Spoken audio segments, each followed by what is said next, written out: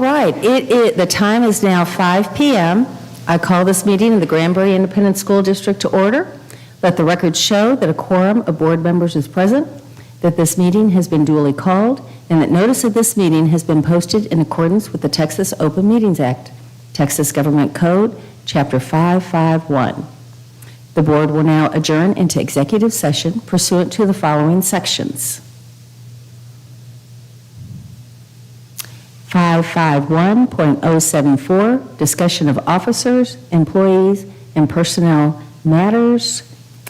And let's see if I can find the other one. Looking for security. See it on there. Y'all have a board book? Yeah, just go grab it. You know what the other one is? Yeah, thank you.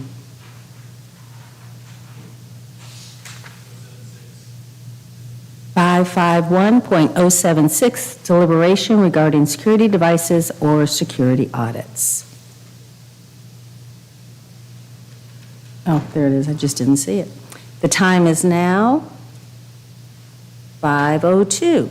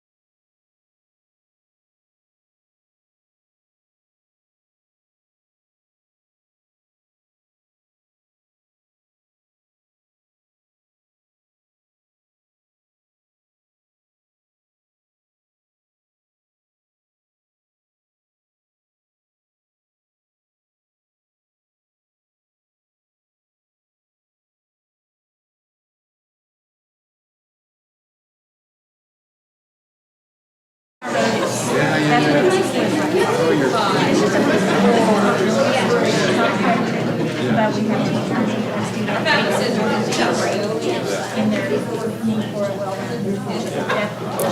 evening, everyone. It is now 6 p.m., and we will now reconvene into open session, beginning with an invocation led by Mark Jackson. Would you bow your heads and pray with me? Heavenly Father, we come to you tonight in prayer, lifting our eyes to you, Father, for the guidance that only you can give. Father, just we know you walk with us, and just help us to make good decisions, wise decisions as a board and as a corporate body, the school district, parents, all those here who have an interest. Father, just help us to heal any discourse, to be your Christian children as you've taught us in the word that you've given us, Father. The most precious thing that you've given us is in your Son, Jesus Christ. We pray in his name. Amen. All right, and now we will have our pledges. And they are going to be led by students from STEAM Academy at Membrano.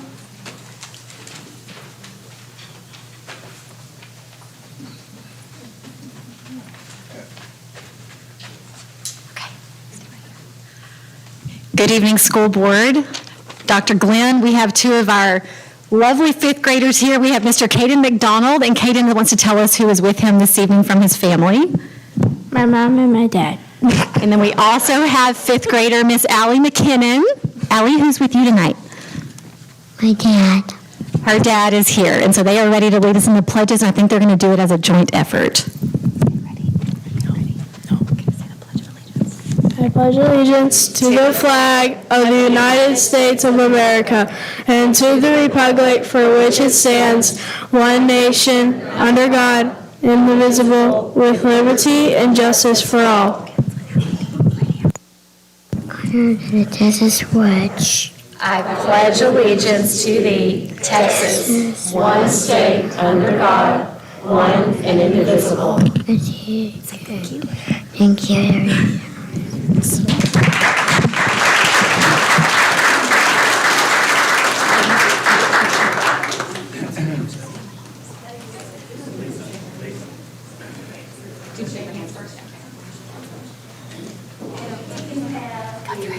Parents of these two sweethearts, stand up, please.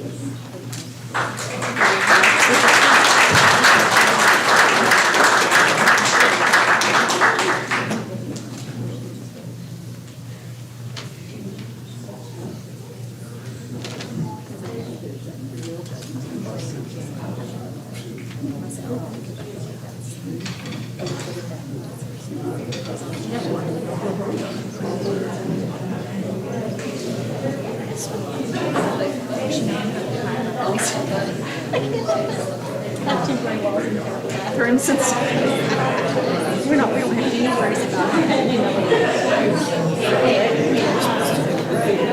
Anyway, it's getting better. Yes.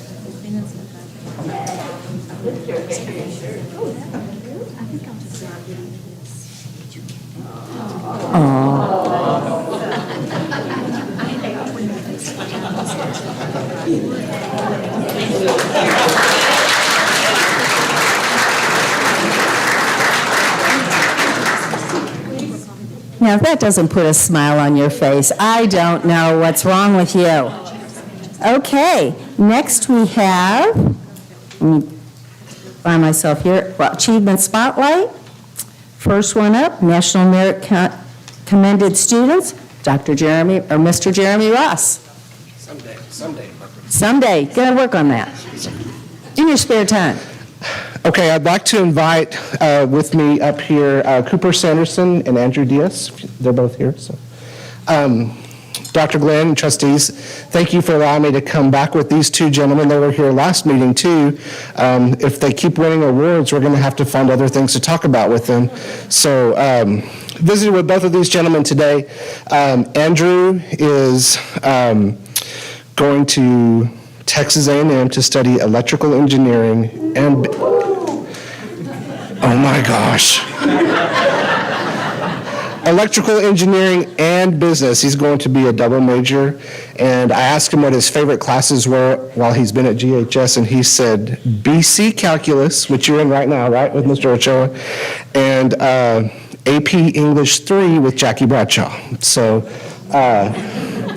and then Mr. Sanderson, Cooper Sanderson right here, he is trying to go where it is cold. Sorry, Patty. He wants to go to Nazareth University in New York, or Lawrence in Wisconsin, or McGill in Montreal, Canada. He's looking for a music conservatory so he can study composition, and so he wants to do so in a smaller setting, right? Is that okay? So that's what I understand. His favorite classes have been AP Music Theory with Mr. Wheatley and All Things Culinary with Breanne Langdon. So these two gentlemen are AP Commended Scholars, which means last year when they took the PSAT test, they scored in the nation in the top 4% of all participants. So very fantastic.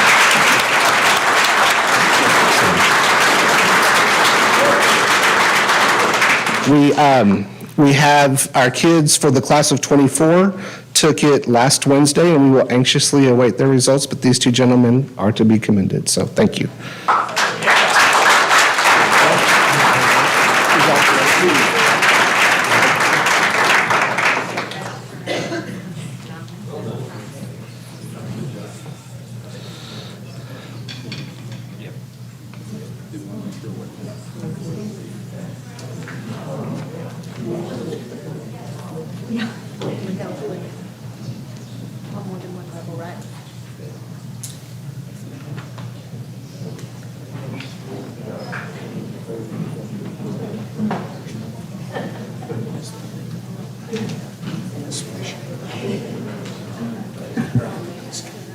And will the parents of these young men please stand up so we can give you a round of applause?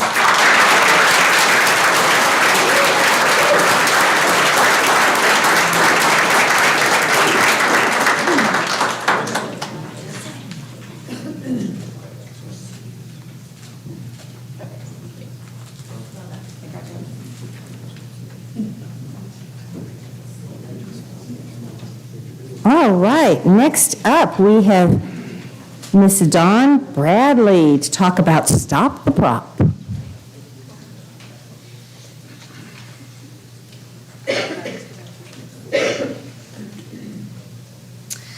Okay, so I'm Dawn Bradley, and I'm the graphic design teacher at the high school, and I also help with our social media and video and all things AV.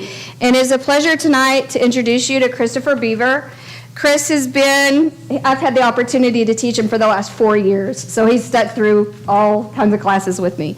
And as a senior graphic design student, the kids are given the opportunity to create real-world projects that build a portfolio that they can take to get jobs and get into school.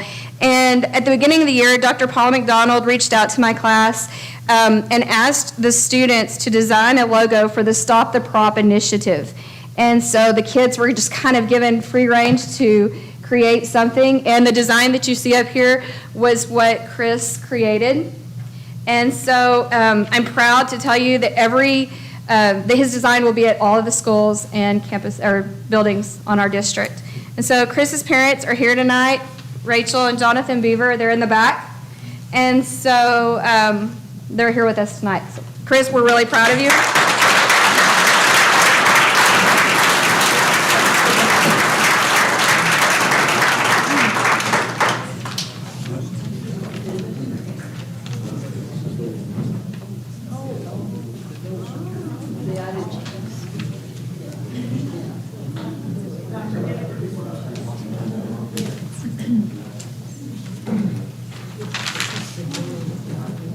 We can't.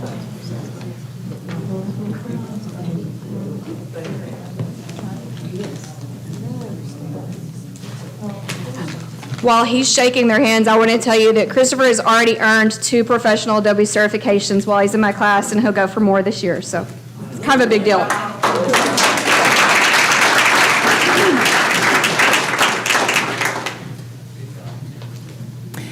And just so y'all know, his design's going to be on every single door, interior and exterior, throughout all of our campuses, so that it will be on the minds of everybody at all times that doors are to be locked.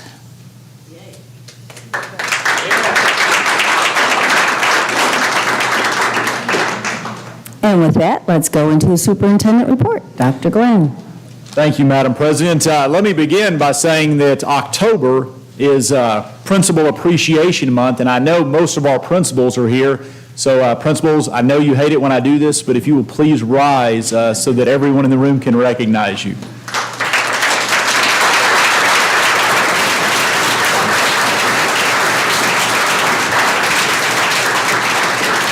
And I know you know this, but I will take the opportunity to say during a really tough 3-year period where we worked through a pandemic and we were working through academic improvement, these leaders on the campuses, they were on the front lines making sure that our students were taken care of. They all have a servant's heart, and we are really blessed in Granbury ISD with great leadership. So if you get the opportunity tonight before you leave, stop them, shake their hand, and thank them for the hard work that they put in and day out. With that, I'll kind of work backwards. I want to acknowledge our Education Foundation, who held their annual fundraiser on Saturday, 50 fellas. And just a commitment and a testimony to the hard work of Stacy Mitchell, the president of GEF, the board of directors, and just our very benevolent community. In that 3-hour window, they raised $151,000.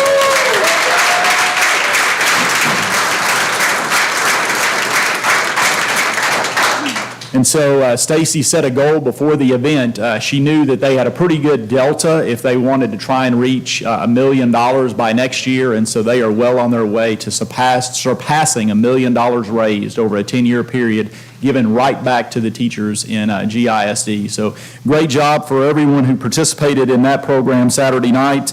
Also want to let you know about Red Ribbon Week next week, something near and dear to our hearts as we continue to promote drug awareness, and we know our teachers do a great job in the classroom of providing a great education to kids.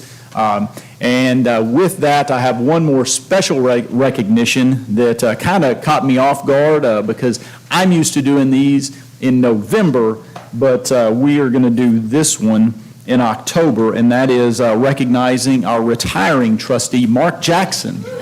So Mark has 12 and a half years of service on the board. He has served in every officer role. So he has been secretary, he has been vice president, and I was fortunate enough to have him serve as my board president. So I know that he is passionate about education. He is a champion for kids. He helped implement the 2013 bond initiative, was heavily involved in the design process, which brought a lot of good things to our district.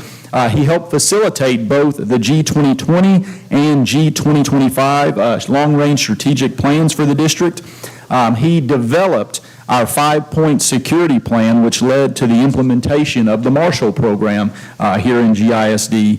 And probably most importantly, he's a father of 3 Granbury ISD students, 2 graduated, 1 that'll graduate this year, 4 apologies, 4, 3 boys and a girl, and also a science teacher, a chemistry teacher at the high school that helps keep him in line as a trustee, making sure he's doing the right things for teachers and kids. And probably most importantly, he's a band parent on the field every Friday night pushing instruments. And so he has a heart for kids. He loves our town. He loves our community. He is a model and an example of what a true trustee is because he has a servant heart. I know that he loves our community. He loves our kids. And I am grateful and honored to have had the privilege to serve with him. Join me in recognizing Mark Jackson.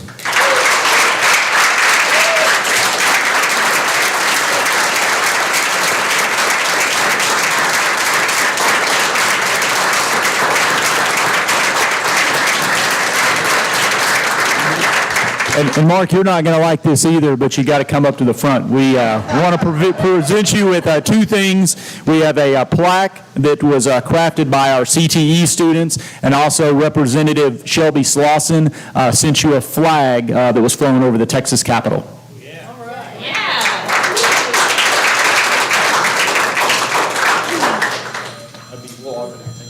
Can I have all the board members come down and take a picture together?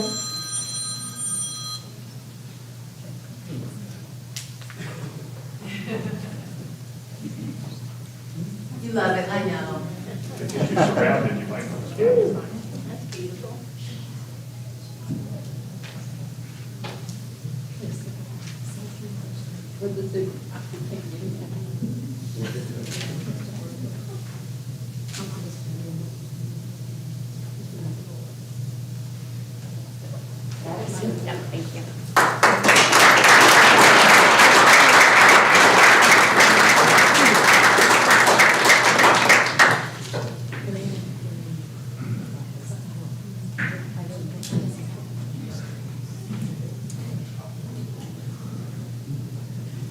Thank you, Madam President and trustees. That's the October superintendent's report.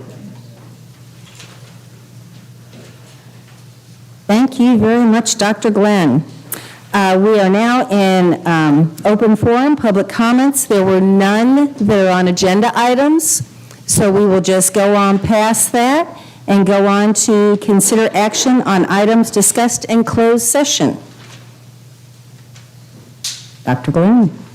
Thank you, Madam President. We did discuss the intruder detection audit performed by the Texas School Safety Center. 3 of them took place in Granbury ISD this month, and I'll let our Chief of Security, Wade Clark, talk to you about those. Madam President, Dr. Glenn, trustees, thank you. The state of Texas, after Uvalde, a lot of things changed. A lot of pressure to get security in place and get it right. We did a lot of things, a lot of initiatives. We saw the Stop the Prop was one of those early initiatives. Locked doors, all exterior doors locked. We used to have a lot of scheduled doors that would be scheduled for convenience. Those are no longer scheduled for convenience. And we also check every exterior door. We have a weekly audit that we keep for the state on a log. In addition to that, we check every door multiple times daily. Interior doors, we created a policy in the district for all interior doors to be closed and locked during times of instruction. So those are constantly spot checked throughout the day. And I believe that those are the reasons that when 3 of our campuses were audited so far by TEA, that there were no findings, meaning that those campuses all passed with flying colors. Perfect.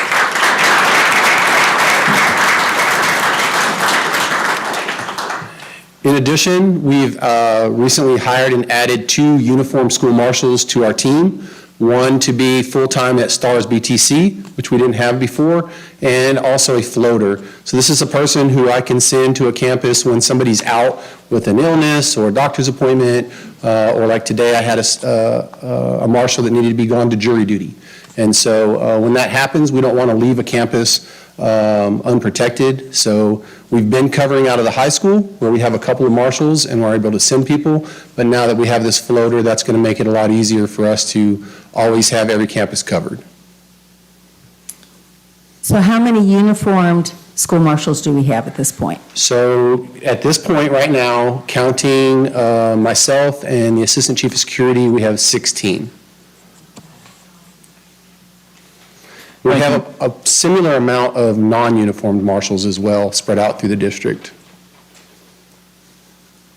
Thank you, Mr. Clark. Again, trustees, this is not an action item. We're just required to provide notice within 45 days of the audits, and so we're meeting that requirement tonight. Yes, sir. Second, you have, under action items discussed in closed session, you have staff recommendations. And again, thank Mr. Jones, as always, and his team in the HR department for putting together a relatively short recommendation tonight. We have 1 teacher at the high school we'll recommend, and so it is the administration's obligation to recommend that we hire as presented by Mr. Jones. Do I hear a motion? I I so move. I'll second. Thank you. Motion by Dr. Harrington, seconded by Ms. Gore. All those in favor, raise your hand. And that is unanimous. All right, moving on. Consider consent agenda items. Are there any items that need to be pulled out for discussion?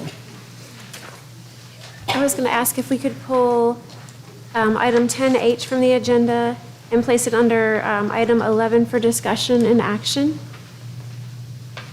Can we just go ahead and discuss it now? Sure. Okay. These are all worthy causes. I was just looking for a dollar amount. Is there a way we can get a dollar amount on these items before we vote on these? And I believe Mr. Mr. Whitefield Whitefield? pulled that today. Yes, Madam President and Ms. Graft. The amount that we spend on these organizations is $12,753. Okay, can we That was just, pulled from last year. okay, and so that's what we would be looking at going into this year as well? Yes, ma'am. Is that correct? Okay, can we just let the record show that we add that amount? We can include that in the Yeah, minutes. if we can include that in the minutes, that would be great. And then Okay. if someone could explain too to the voters what maybe put it into more detail so they understand what we're talking about. Mr. Whitefield, would you like to explain what that money's for? Yes, ma'am. This resolution allows the district to fund chamber dues, chamber awards banquets, Rotary, Optimist, Kiwanis dues, and those awards banquets as well.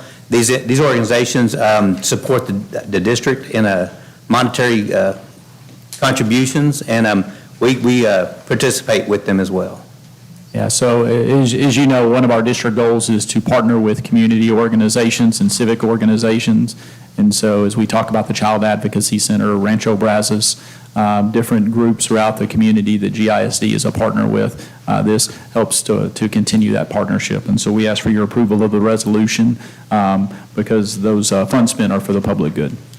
And Mr. Whitfield, those organizations also, don't most of them have scholarship programs specifically for our students that support us? Yes, ma'am.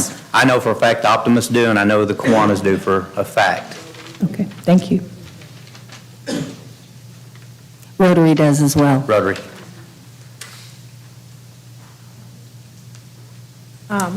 Other items to be, did that satisfy you, Ms. Graft? Yes, it did. I just wanted a dollar amount on that to know what No we were problem. dealing with. No Thank problem. you. Thank you. Okay, anything else to pull out, please? Yes, if I can find it.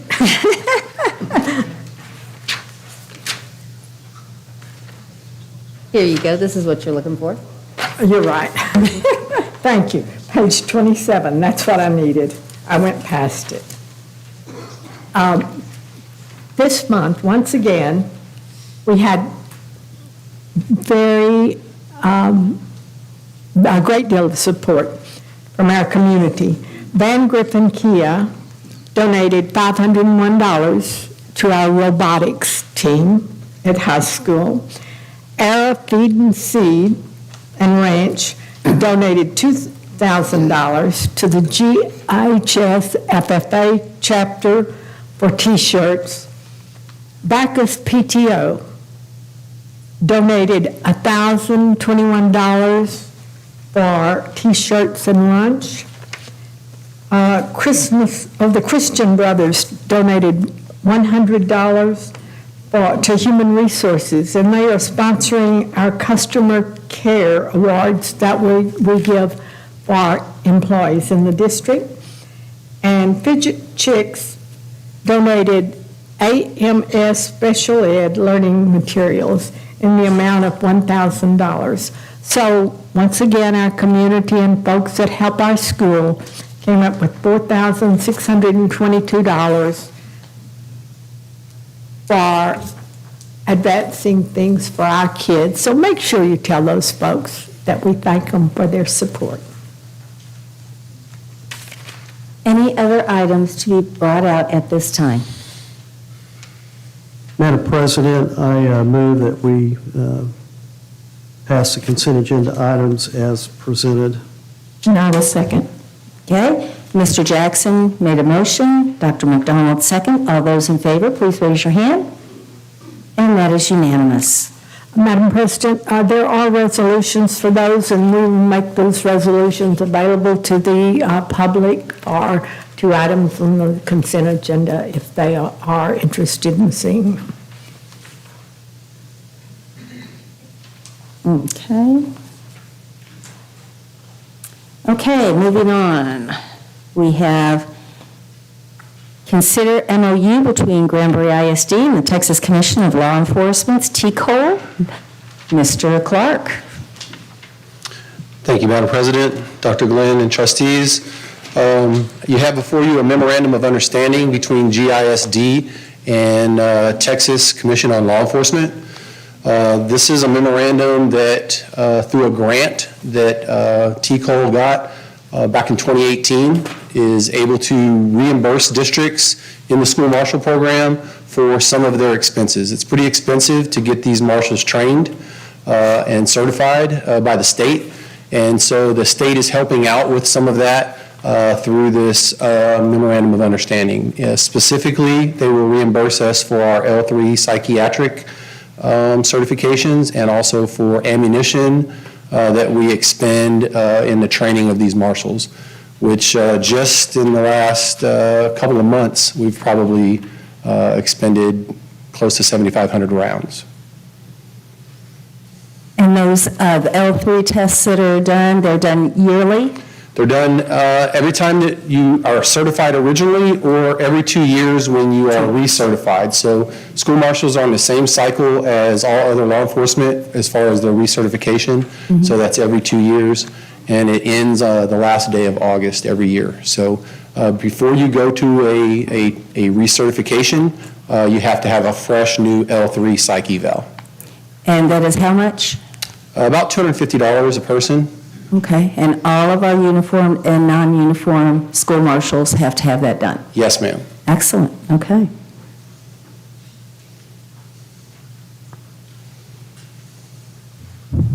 Do I hear a motion? Yeah, Madam President, I'll move that we approve the MOU between Granbury ISD and TCOLE. And I'll second. Okay, motion made by Mr. Jackson, seconded by Mr. Moore. All those in favor, please raise your hand. That is unanimous. Thank you very much. Thank you. Okay, moving on.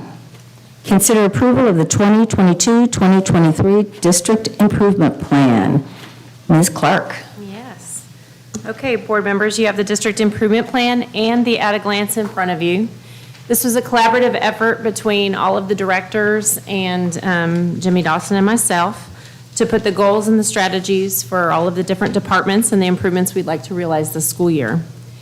If you look at I'd really like to stress at the at-a-glance from the accountability numbers changing from last year to this year, especially in the academic growth area.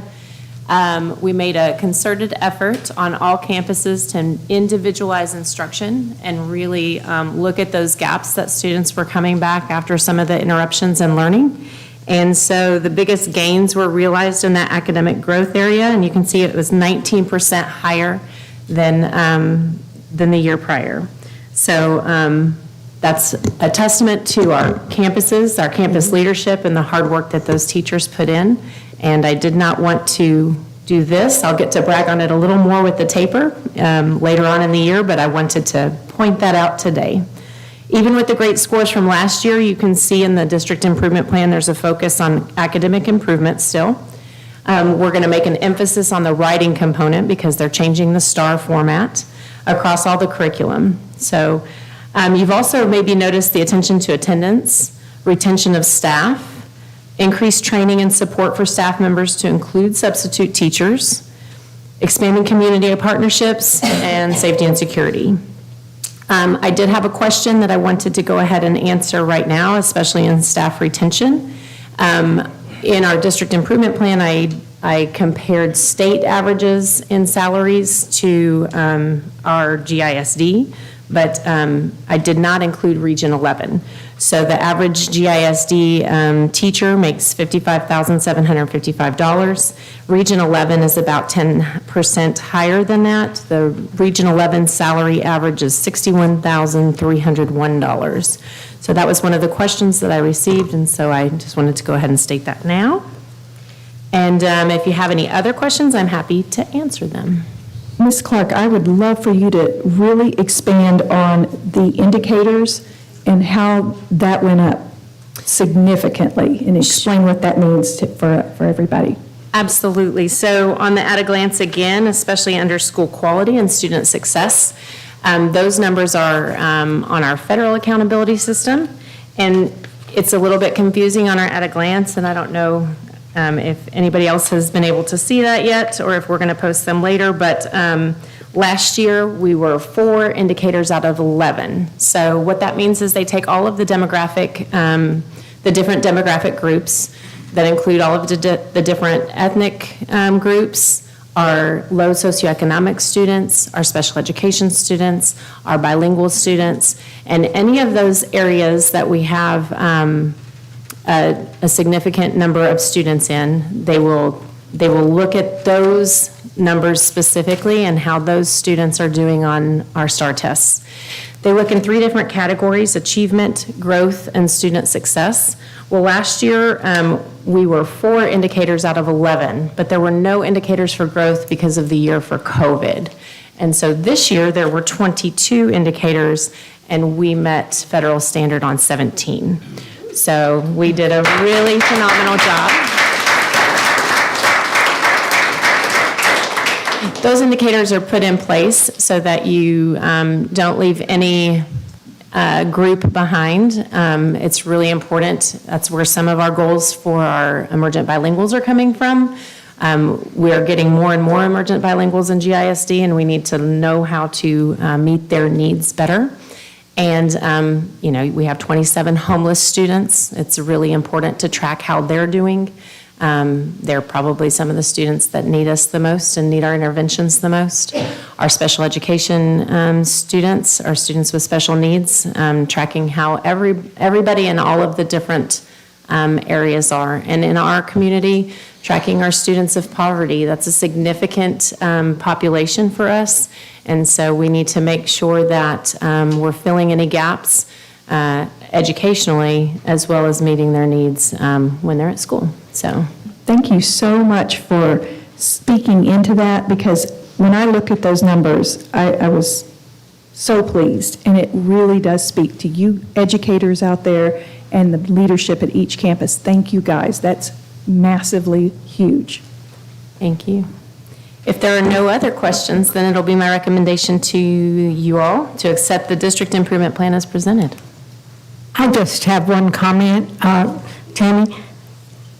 I think it's incredible. I think our people out there need to understand that you took the demographics, and we are now at 57.07% low SES students in this district. Explain SES. Those are kids that are on free or reduced price lunches. They are the lower socioeconomic students in this district.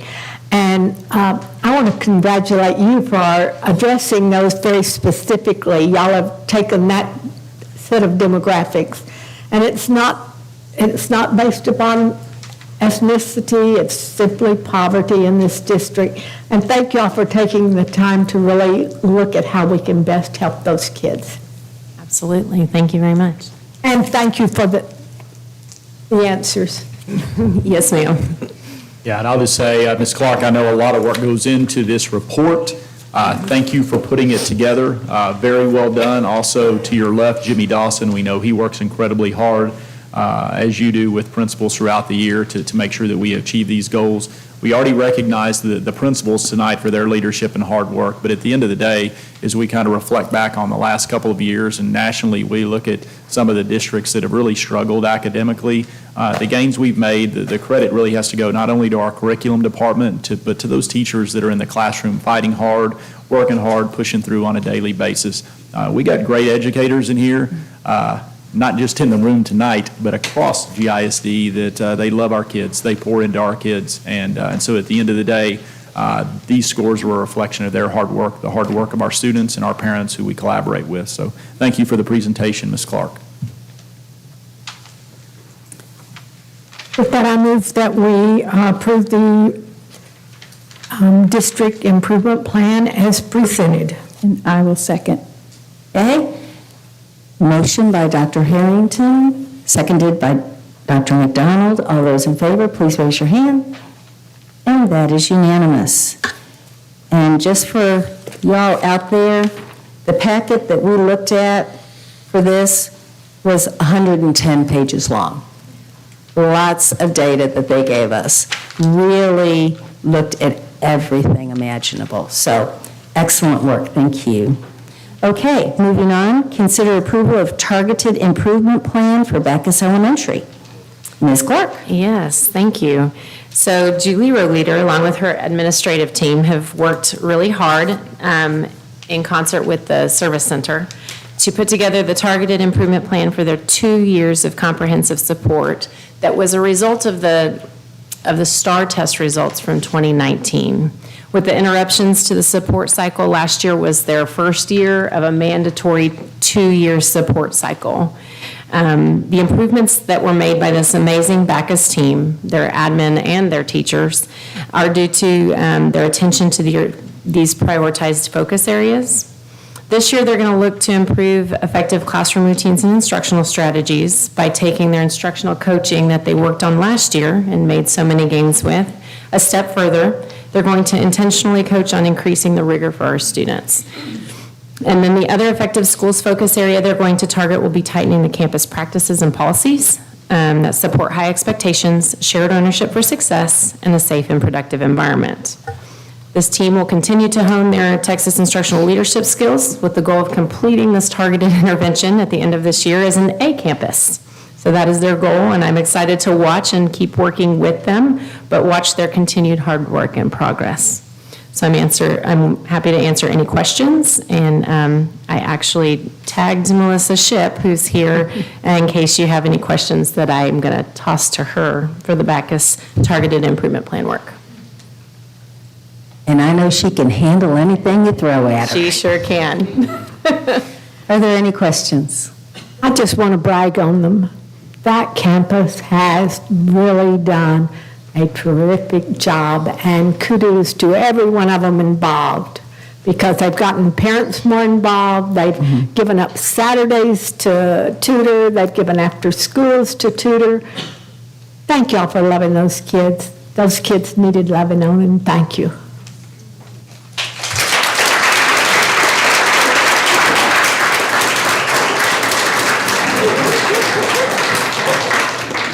I'm standing up for you. And with that, do I have a motion? Madam President, I move that we approve the targeted improvement plan for Backus Elementary as presented. Thank you. And a second? I second it. Go ahead. I'll second. All right. Ms. Gore has made the motion. Mr. Moore has seconded it. All those in favor, please raise your hand. And that is unanimous. Moving on, consider resolution stating review of investment policy, designation of investment officers, approval of independent sources of investment training, and approval of qualified brokers-dealers. Mr. Whitefield. Thank you, Madam President. Board, in front of you, you do have the the action item for investment policy. According to the Public Funds Investment Act and Granbury ISD policy, CDA, the investment policy and the investment strategy shall be reviewed not less than annually. Attached are Granbury ISD's adopted CDA legal and CDA local. I have reviewed the policies to ensure that they are in compliance with current law and current procedures. The attached policies represent the current law and the current practices of the district administration in regard to investments. The board shall adopt a written instrument, according to CDA legal, the board shall adopt a written instrument stating that it has reviewed the investment policy and investment strategies, and that the written instrument so that adopted shall record any changes made to either the investment policy or investment strategies. There were no changes. In view of these requirements, a resolution is attached for consideration of the board. It is administration's recommendation that the board adopt the attached resolution stating the board has reviewed the investments policies and strategies, an adopted list of brokers and has designated investment officers and has approved the independent sources for investment training as required by investment policy and Texas Government Code. Thank you, Mr. Whitefield, and I'll just add on to that both Mr. Whitefield and I will be in investment training tomorrow, as is annually required by the state of Texas. And the policy presented before you, there are no changes to it, but I will let you know it is one of the most conservative investment policies that can be adopted by a school district. So we definitely make sure that we're good stewards when it comes to investing public funds. I'd just like to make a comment. By board policy, we have to have a report on our investment every quarter. We get one every month. Thank you, Mr. Whitfield. I know that it's a lot of work, but thank you so much. Ma'am. With that, I move that we approve the board policies as presented and the resolution attached stating that we have indeed reviewed them and approved them. I'll second. Okay, motion by Dr. Harrington, second by Ms. Gore. All those in favor, raise your hand, and that is unanimous. Moving on, consider approval of Chapter 49 agreement for purchase of attendance credits. Mr. Whitefield. Thank you, Madam President. Board, in front of you for your approval is the approval for agreement for purchase of attendance credits. Each year, the district executes an agreement to purchase attendance credits. The voters approved this agreement as one of the methods in which GISD can reduce its wealth per student as required by Chapter 49 of the Texas Education Code. The agreement is attached for the board to review and approval. The board did approve the delegation of authority to the superintendent at the August 22nd meeting. That specific language was used to approve that action. The board will now need to approve the agreement for the purchase of attendance credits as a method to reduce the district's wealth per student to be recorded in minutes. It is administration's recommendation that the Board of Trustees approve the agreement for the purchase of attendance credits with the Texas Education Agency for the 22-23 school year. Comments, questions? Pretty routine matter. I'll make the motion to approve the Chapter 49 agreement for the purchase of attendance credits. Thank you, I will Mr. second. Jackson. Thank you, Dr. McDonald. Motion made by Mr. Jackson, seconded by Dr. McDonald. All those in favor, please raise your hand. And that is unanimous. All right. Moving on to reports. First, 2022-2023 Annual Report of Continued Education Hours for Board Trustees. Each year, before the election of school board members, it must be presented to the public how much continuing education each school board member has had. So at this time, I'm going to read off from the script that I'm given exactly what each one has had. All right. Under State Board of Education rule, completing required continuing education each year of service is a basic obligation and expectation of any sitting board member. As board president, I am required to announce the names of each member who has completed required, exceeded required, and is deficient in it. So, first, we all have to take a local district orientation when you first become a new board member. The following first-year board members have completed the local district orientation training: Melanie Graft and Courtney Gore. Orientation to the Texas Education Code. This is also for new board members. The following first-year board members have completed the orientation to Texas Education Code training: Melanie Graft and Courtney Gore. Next, we have a team building class that we need to take. The board president, the board president announces as applicable.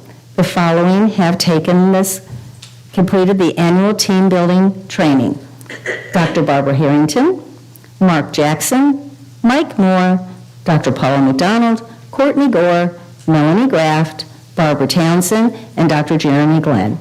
All members of the team of 8 have taken this training. Additional continuing education hours. First-year board members need to take 10 hours of training. Those who are past their first year end up taking 5 hours of training. So the following board members have completed the additional continuing education requirements: Dr. Barbara Harrington, Mark Jackson, Mike Moore, Dr. Paula McDonald, Courtney Gore, Melanie Graft, Barbara Townsend. All school board members have completed their additional training. Evaluating student academic performance and setting goals. This is another class that we need to take every 2 years. This was the year of the training. The following board members have completed this training on evaluating student academic performance and setting goals: Dr. Barbara Harrington, Mark Jackson, Mike Moore, Dr. Paula McDonald, Courtney Gore, Melanie Graft, Barbara Townsend. All school board members completed. Identifying and reporting abuse, trafficking, and other maltreatment of children. This is another course that is taken every 2 years, and this was our year to take it. The following board members have completed this training: Dr. Barbara Harrington, Mark Jackson, Mike Moore, Dr. Paula McDonald, Courtney Gore, Melanie Graft, and Barbara Townsend. All members have taken this course. School training, another one that we have to complete every 2 years. This was our year to take it. The following board members have completed this training: Dr. Barbara Harrington, Mike Moore, Dr. Paula McDonald, Courtney Gore, Melanie Graft, Barbara Townsend. The following board member is coming off of the board and is exempt from this, and that is Mark Jackson.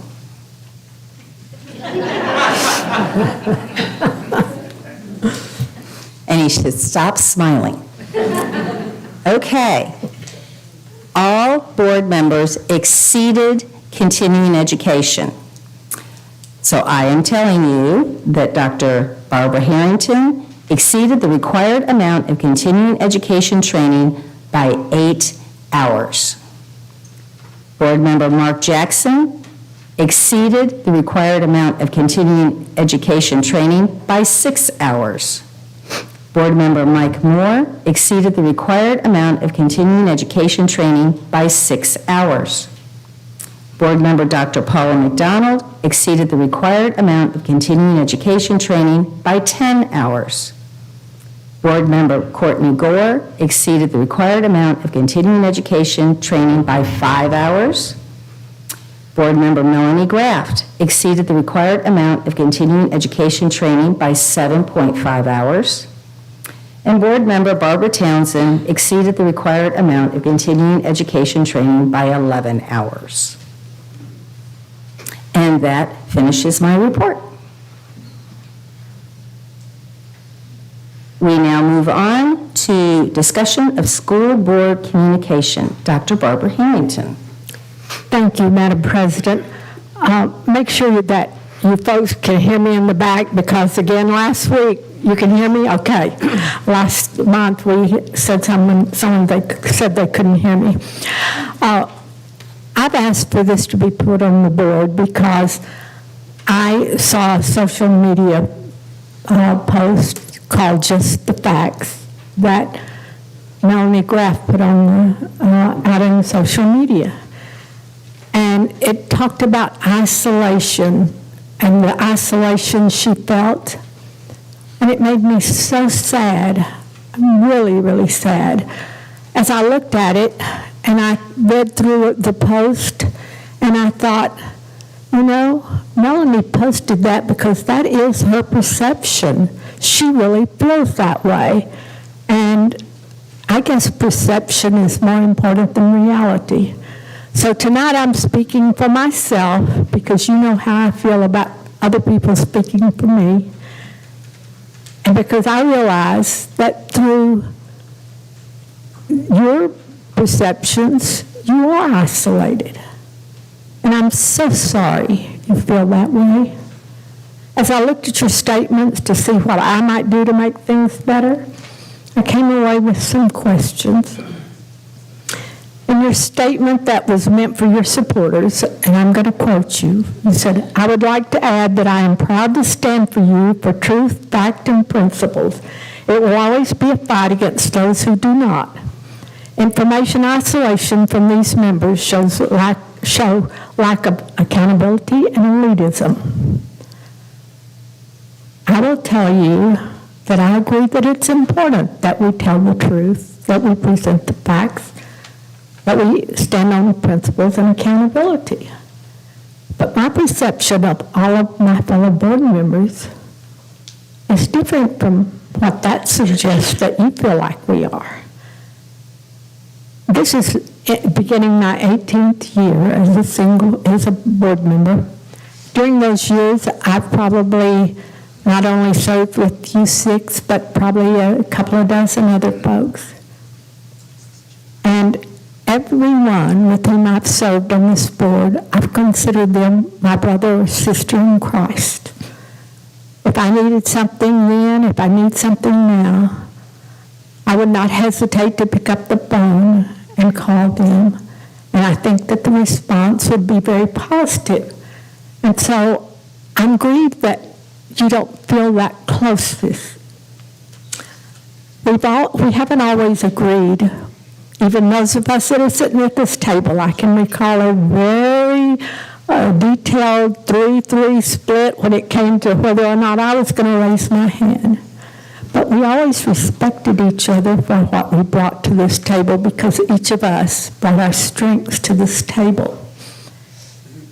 As I view my fellow board members' actions from this open board table, I think that they reflect truth, honesty, a desire to do what's best for kids. I think they all speak to the adherence to that and to facts and to accountability. And as I look at all of our behavior in executive session, I think we do the same thing there.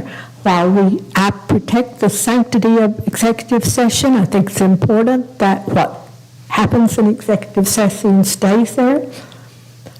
I've been even called a legal watchdog by one of my fellow board members because I refuse to sit in an executive session that is outside the limits of the law of what we can discuss.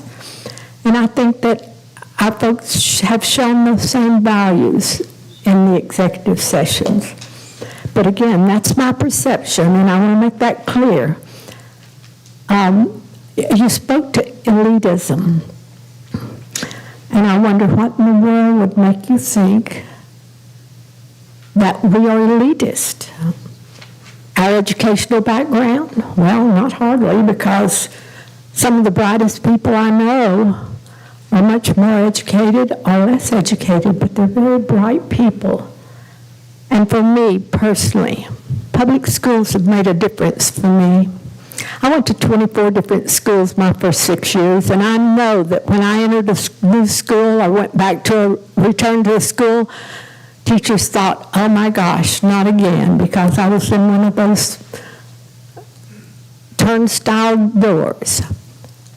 But after I finished high school, even my undergraduate work was done the first 2 years in a community college. And then I finished my bachelor's degree in a public university. So I'm not sure what the basis of elitism might be. But our board members, as a group, this is the only place that we all show up and socialize. Now, we have board members that serve in civic clubs, on the Chamber of Commerce. A couple of us even go to the same church, but did long before we got on the board. Maybe in study groups together, or Bible study groups.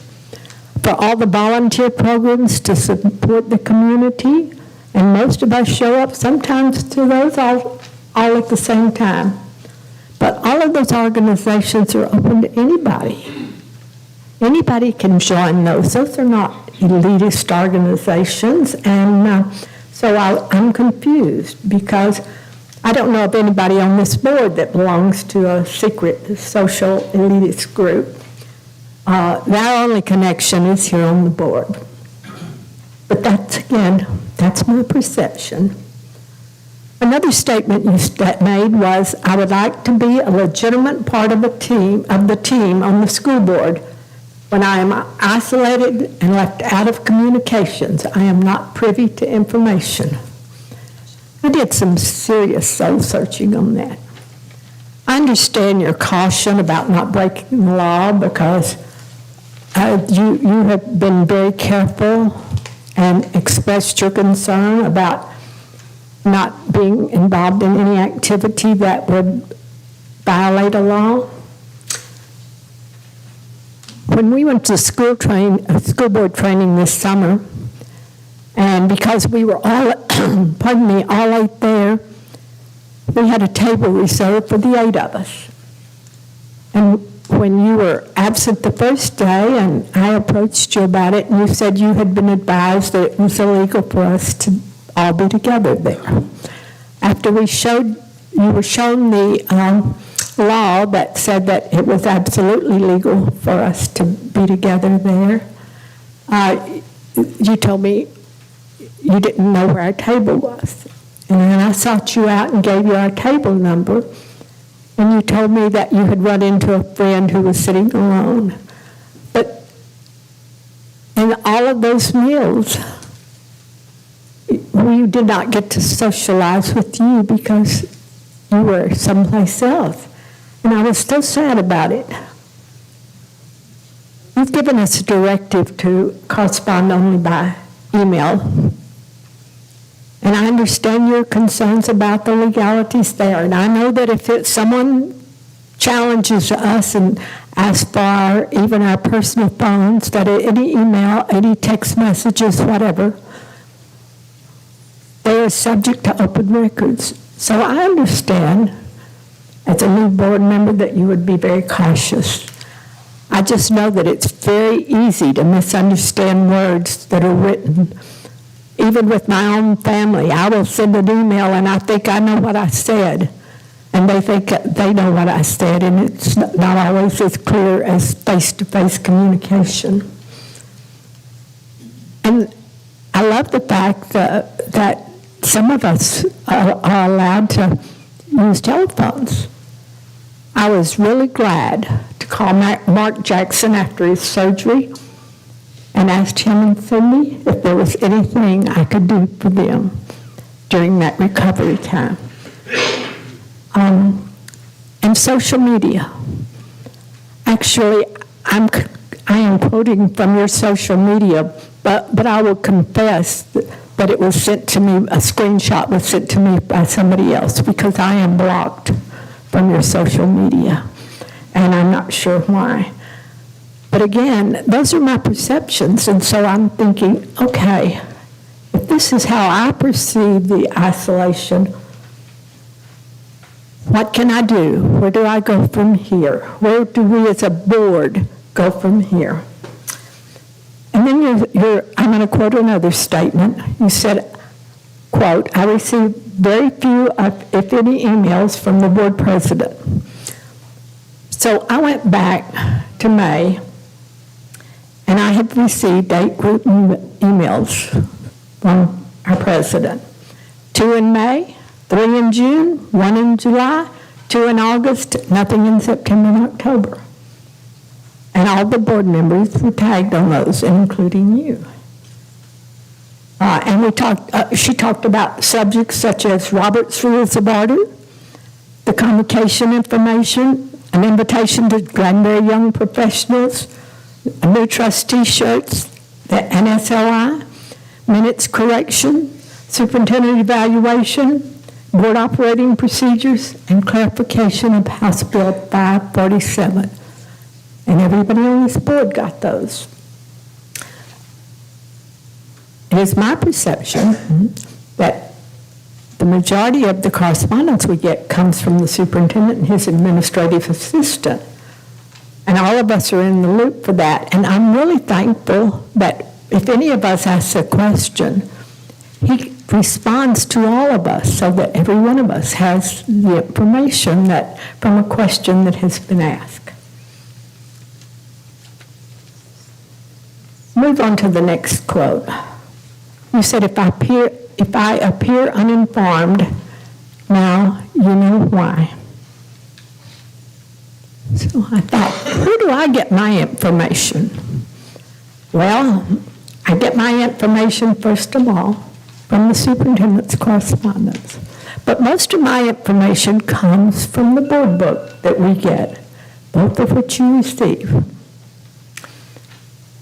I spend at least 6 hours every month, and this month a little more than that, reading the information provided by the different folks that prepare the board book. It takes a lot of time for an item to be researched and information to be placed on the agenda for our meetings so that we can make informed decisions. And whether the agenda item comes from one of us or from one of them, it requires a great deal of attention if we're going to really have the information. With every agenda item, we get a memo with the summary of why the item's been placed on there, and a stated recommendation, plus we get data that supports it all. Also included in all the documentation is any information that we might need to have that. So that's the only two places I get information. I get information from the superintendent, I get information from the board book. And if I have any questions about any of it, I contact the superintendent or I contact Ms. Clark or the person responsible for the item ahead of time so that they will know that I have a concern. In new school board training, the importance of that board book was stressed. And in the last 12 years, I've done the training.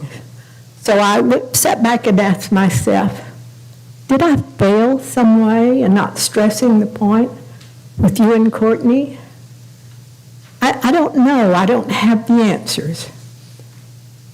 But Melanie, as you look at my perception of how our communication is not working, I am absolutely sincere in asking you, what do you think I can do to correct this isolation, to make you feel a part of the team? Because, quite frankly, I don't know. And I have asked this be put on the open agenda because I think it's important for you to know in front of your people and everybody else's people that there are those of us on this board that want to reach out to you, to include you, and to make you feel a part of this team of 8. And as the senior member, both in experience and in age, I felt like I needed to reach out to you and say, I really am sorry that you feel like you are isolated, and in fact you are, and how can we make that different? That ends my report, Madam President.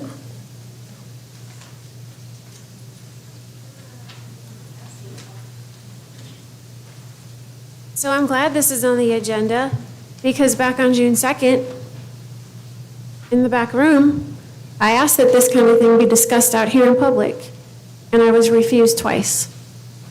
And I would hope that you do think that integrity and telling the truth is important, because if you remember correctly, 2 meetings ago, after a school board meeting, you told me, your precise words were, if you ever grandstand again, I will call you out and publicly embarrass you. Yes, you did. Yes, you did. So I'm glad that this has come to the front.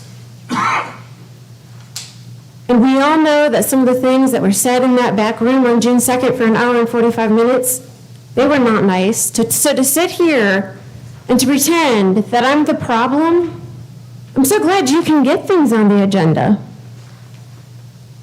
And don't even sit there and say that you didn't say that to me 2 meetings ago. Those were exactly your words. If you ever grandstand again, Melanie, I will call you out and publicly embarrass me. And then you did at the last one. You accused me of being unethical because I stood behind an "In God We Trust" sign, and you even accused me of taking donations, which I never, ever did. You didn't do your homework on that. Melanie, I'm not done. This is my time. You had a long time. I'm not done. You say you want to get along, but at the same time, I also remember you making a motion where you denied homeschool children the right to participate in UIL activities. Those are strong words. Strong words.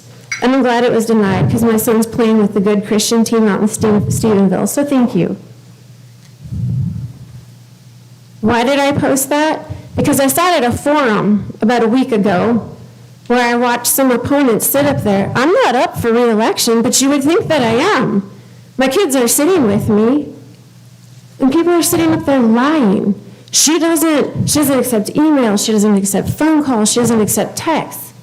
That's not true, because the email I posted, it specifically said, due to the large volume of phone calls and texts I get, please send me emails at this email address. That's truth. That's facts. I put that out there for people to see. I don't know how you're accessing my Facebook account because we're not friends on Facebook, so that's kind of creepy, but that's there. Email is the most transparent way to communicate when you're in government because everything that I say, everything that is communicated back and forth, these people can go see. They get to see it. They can see everything that I've ever said. And I need to be transparent, and I believe in that, and I believe the public should know. So yes, I do prefer to only communicate via email, and a lot of that came out because of what happened on June 2nd.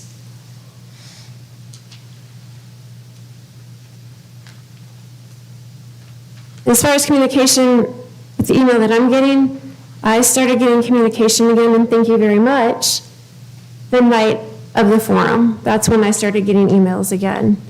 And it was actually titled, "Can We Talk?" So why would you title something, "Can We Talk?" if we've been talking? And then there's these assumptions. I love how you make assumptions that I don't study my board book, but I do. I do study my board book. You can talk to my husband, you can talk to my kids, because they're very frustrated because I don't have the time to spend with them for 4 days.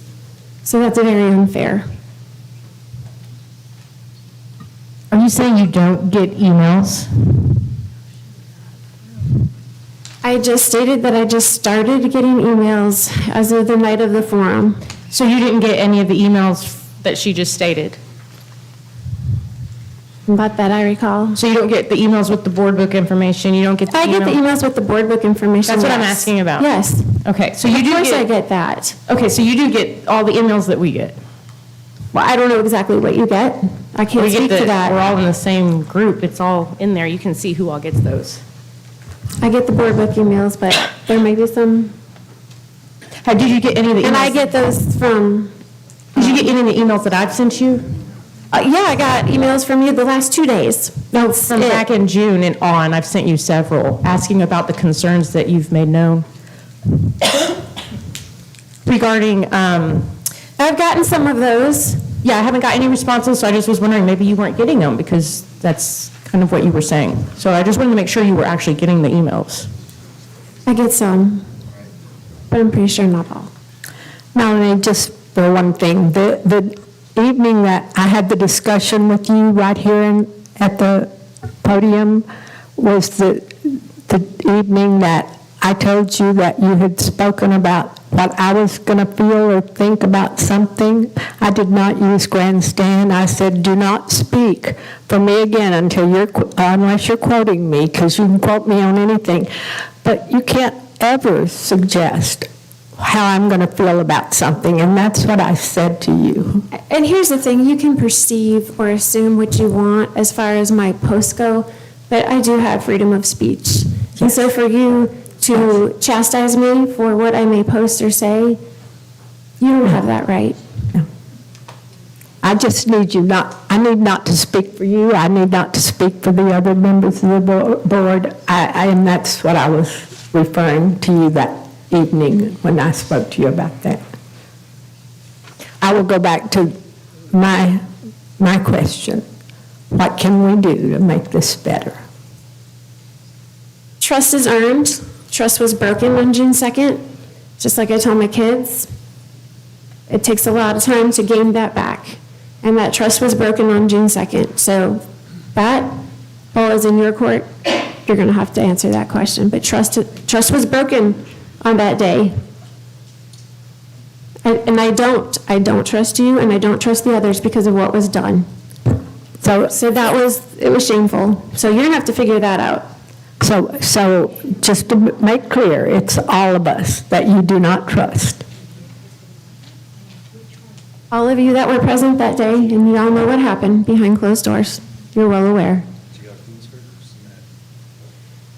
Madam President, if I had the microphone for just a minute or two, since I'm the lame duck trustee here and probably can speak my mind freely, just 3 quick observations. Obviously, communication in this board is very poor. Whether it's one member or more, it doesn't matter. I'm the second most tenured trustee on this board, and as I'm coming off, I'm also saddened, I'll use that same word, that we've had this kind of discourse, and that's why I put it in my prayer to the Lord, and I've been thinking about that. It's been on my heart quite a bit. I wasn't present at that June 2nd meeting. I was sitting in the yard that night, so, but just the bits and pieces I've heard, it's unfortunate it came to that. I would first say my first point is on communication. Whether one of us wants to be communicated primarily through email, text, or call, really, it makes it a little more difficult, problematic at times, but we should honor that. But I know we have a lot of elected officials out here in the audience, and it's been criticized if we were to text or call, but I would challenge any elected official out there, if you've never made one call to someone else you sit on a board with or sent one text, please stand up. And that's what I thought. Communication is key, folks. That's what, we in the school board world, we call it team of 8 because we include the superintendent. We've got to talk to get the people's business done. To me, it's kind of petty and ridiculous to hear, if one person doesn't want to be communicated with a certain way, well, okay, but we've got stacks of emails that we can prove that everyone was in this string. I've got a text on my phone still from Melanie back in May on a topic that was coming before the board. And in fact, it's very informational and helpful. And she invited me to pass it on to other trustees. That's not a violation of the law. Now, maybe a certain commissioner out there that would disagree with me and quote chapter and verse, but I don't think that violates TOMA. We're not deliberating, we're not voting on anything, we're not trying to cajole or force someone to vote a certain way. We're exchanging ideas and information and perspectives, and that's how you get things done. That's how our Constitution was written. It took almost 3 months, if I remember my history right, for that document to be written because there were so many divergent views. So let's kind of get over ourselves. So my first point again is communicate, and communicate openly and freely and honestly and with integrity. I mean, there was a time when I came on this board in 2010 where if you had integrity, you were upstanding in your community, it doesn't matter if you're a man or woman, if you had a heart for kids, you could get elected to the school board. Today it's, do you have an ROD? Are you conservative enough? It doesn't make sense to me. And I will tell you there have been meetings, and I love Melanie. I've known Melanie and Mike since before her notoriety at the Hood County Library. I mean, I was her oldest son's Cub Scout leader. I've been in her home. She's been in my home. I consider her a friend even today. But the point is we have just got to get past all this division. So that's point number 1, communicate, and don't be afraid to communicate. I was at that conference, and Melanie, I did go up to your table and said, hey, we got a seat for you over there. You know, there's 3,000 other trustees in that ballroom. I mean, it's no violation of TOMA. But to your defense, you did say, hey, I made a new friend, a trustee in another district. I want to sit with her. Okay, that's fine. That's your choice. But there were several meals where we had the opportunity to come together as a team of 8, and unfortunately it didn't happen. My second point, and I'll be quick here, is and this is for everybody, I'm not piling on to Melanie or anyone in particular, but use your head. We all have our heads. We all have our own life experiences we bring to this table. And I would just encourage future boards and those who may get elected and take this seat to don't be afraid to use your own thoughts. Don't bring scripts in. Don't take text from people getting your talking points. Just, you're bright people. You're intelligent people. Make your own decisions. And finally, and the third point, is if we keep the focus on the kids, we will do what's right. God willing, we'll make good, wise, prudent decisions.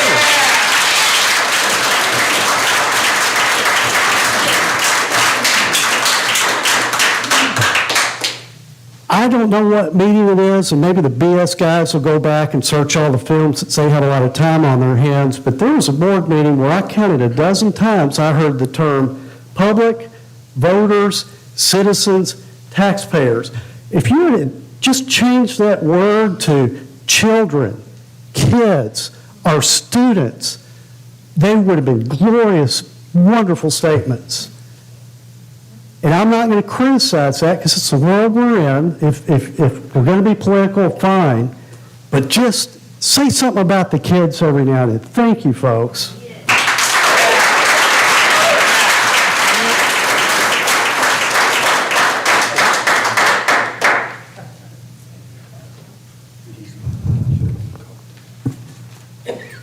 Let's move on. Did you, okay, just want to close this up.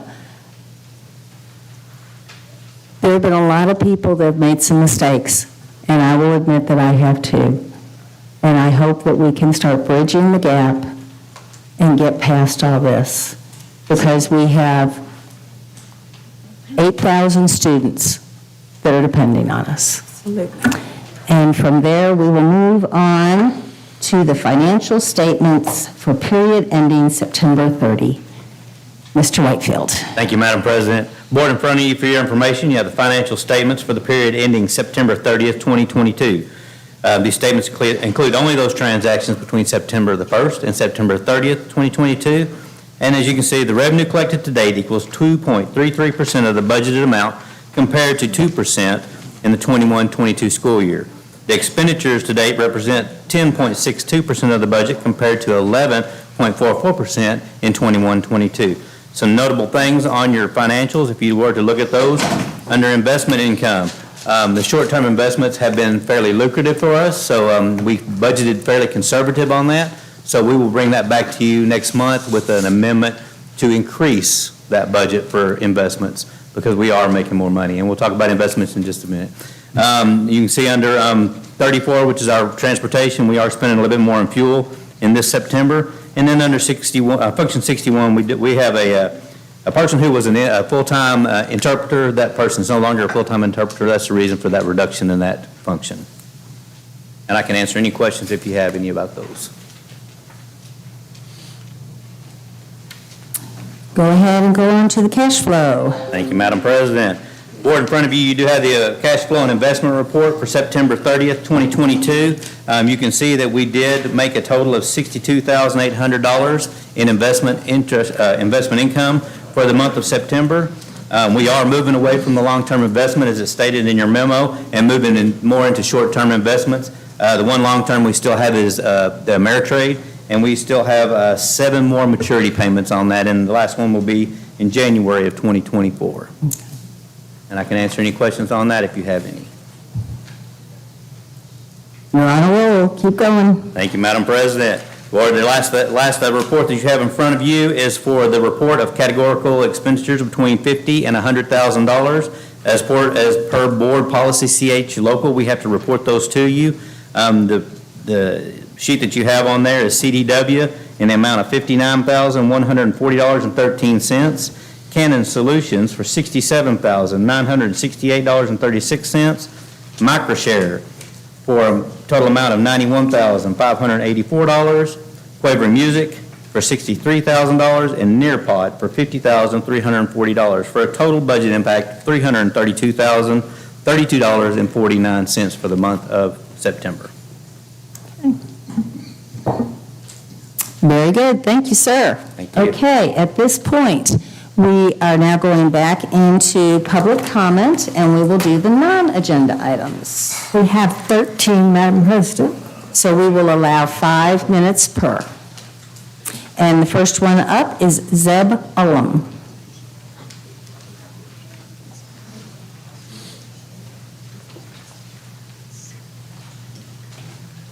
And Mr. Ullum, if you could state where you're from. My address? Well, just the city will be good. Zeb Ullum. I live at 1515 Berry Patch here in Granbury. I have a junior at GHS, and he is also the president of the K Club. I was also a cook at the 50 Fellows fundraiser for the GISD this weekend. It was a great event that unfortunately some of the candidates and board members did not attend. But I'm here to talk to the candidates and incumbents about the role that you may have depending on the results of the upcoming election. If you haven't done so, I encourage you to reread the board member manual posted for GISD. A few of the high points that I want board members, that the board members pledge, include these statements. I will respect the majority decision as the decision of the board. When a person is in an elected position, they must work within the set parameters of the position. When a person attempts to work outside of the defined parameters, that is what's known as a dictator. And when you call on law enforcement to try to force your own individual will onto the population, that is encouraging a police state. Number 2, I will refuse to surrender judgment to any individual or group at the expense of the district as a whole. And also, I will base my decision on fact rather than supposition, opinion, or public favor. Your vote is not for sale, and you are not to be influenced by the people who want you to push a certain narrative. Do your research and vote with your brain, not what anyone else tells you to do. There are far too many people in our community who think they can buy or influence the votes of somebody they supported for a board position. Your vote is not for sale. I will diligently prepare for and attend board meetings. I will tell the truth. Unfortunately, this one seems a tough one for a few candidates and others. CRT, SEL, and Common Core do not have a foothold in GISD. They never did, and otherwise, saying so is a lie. But we still have folks raving about it, and I don't think it's just ignorance. But I guess there isn't any rule saying that a candidate can't say whatever is necessary to win an election. In closing, if you can't abide by the board member manual, please leave, because this is not your board. The taxpayers of Granbury, the children of Granbury ISD, and the students in GISD deserve better than the nonsense currently being propagated.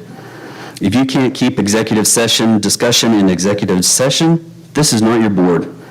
If your plan is to unilaterally attempt to make curriculum changes because you feel like you have some moral high ground, go join the Texas legislature. This is not your board. If you are not going to be able to accept the majority decision of the board and your plan is to make waves and stir dissent, this is not your board. The board member manual and the bylaws within define the parameters of the trustee job and the expected behavior. If you cannot fully adhere to the limits and expectations, you need to resign from the board or remove yourself from the campaign. The taxpayers, the parents of GISD children, and the children themselves deserve better. Thank you. Thank you, Mr. Ullum. Is there a problem with our timer? Okay, you had it on your phone that time? Okay, just want to make sure that we're being fair to everybody. Thank you. Okay, next up, Weston Brown.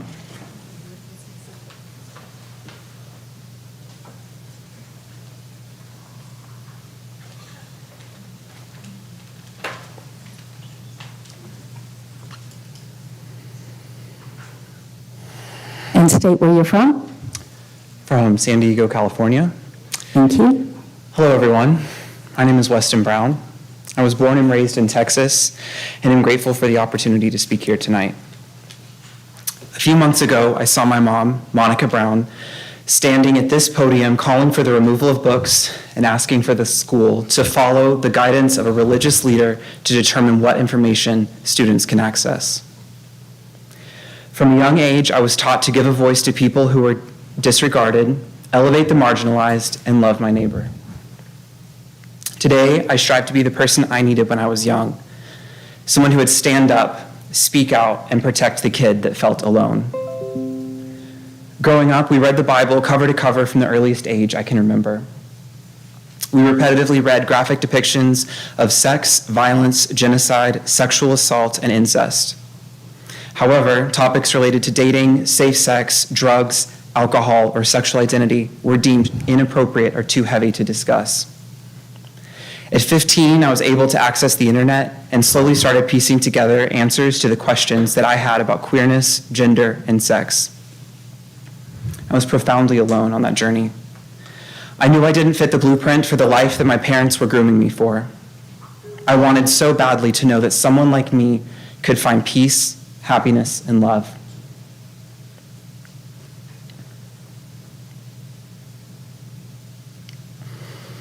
I would have given anything to read a book with a character that felt the feelings I felt, asked the questions I couldn't ask, and learned the lessons that I needed to learn. It's been nearly 5 years since I came out to my family.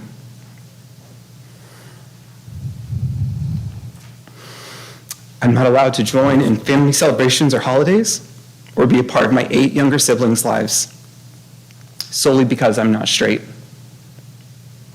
I believe my parents' response is due to a lack of education and representation afforded to them during their early years. This left them confused, and their confusion led to fear, and their fear has led to a family brutally torn. I'm here today to implore you to listen to librarians, educators, and students, not those speaking from a religious perspective or at the bidding of a political group.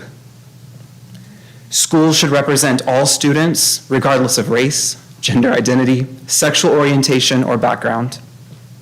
We expect you to lead the way in creating an environment that gives each student their best shot, having the information they need to thrive in and connect with the world around them.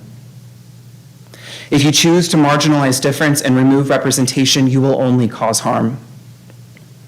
History will remember your decisions and demand accountability. Show the world that Granbury will not succumb to fear, but will shine brightly, leading the way for the next generation of Texans. Thank you for listening. Thank you, Mr. Brown.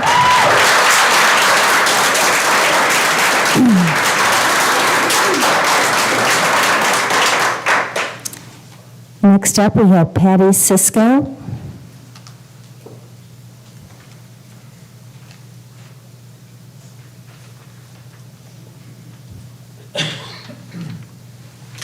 And please state where you're from. I'm from Granbury, Thank you. and this is real short. Y'all will be happy. In my decades as an educator, I experienced many school board election campaigns.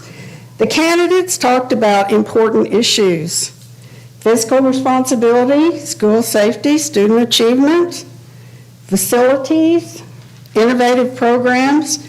One thing they never mentioned was their political party. Why? Because the school board election is supposed to be a nonpartisan election. Candidates should be elected foremost because of their heart for every single kid and teacher in the district. Everybody. Gay or straight, Christian or non-Christian, white or non-white, rich or poor, special ed, or gifted and talented, or all of those in between. If you are running to promote your personal agenda, you have no business being on the school board. If you're running to stack the deck with people of your personal political ilk, you have no business being on the school board. If you're running as a stepping stone to higher office, you have no business being on the school board. If you're running on a platform that rejects any child because he doesn't fit your narrow-minded view of the world, or you're trying to convert children to your narrow-minded view of the world, you have no business being on the school board. If the number one selling point of your political campaign sign is that you are a Republican conservative, that's a red flag to me, because that is not what the school board election is all about. This school board race should be about what is best for kids, all kids. And if you can't accept every student, parent, and teacher in this district, perhaps you should drop out of the race.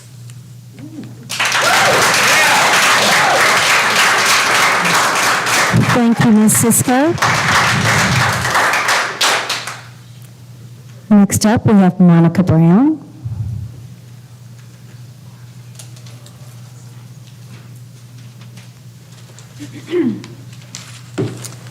Thank you. And I knew that was coming, what came tonight. It's no surprise. Not all true, but it is true that we have said no in our home for what we expect in our family, raising other children, and it's beyond being out of order sexually, whether that matters to any of you or not. But back to the discussion of school board communication, you would go a long way with this community by allowing each board member to put items on the agenda. When you called that emergency special order meeting and you set it up so that someone couldn't put something on the agenda, you upset quite a bit of the community over that. You silenced the voice of the voters who voted for Melanie Graff. And Melanie, thank you for standing up. This has been incredibly hard. I wouldn't even be here except that I was involved in hosting large robotic tournaments, 50-plus students from independent school districts all over Texas, 30 independent school districts, sincerely serving and volunteering like many of you do. And I don't really disagree with all of you. I really believe everybody here is a believer in their basic. And again, does that matter? Is the mic off or is it on? It's on. Okay.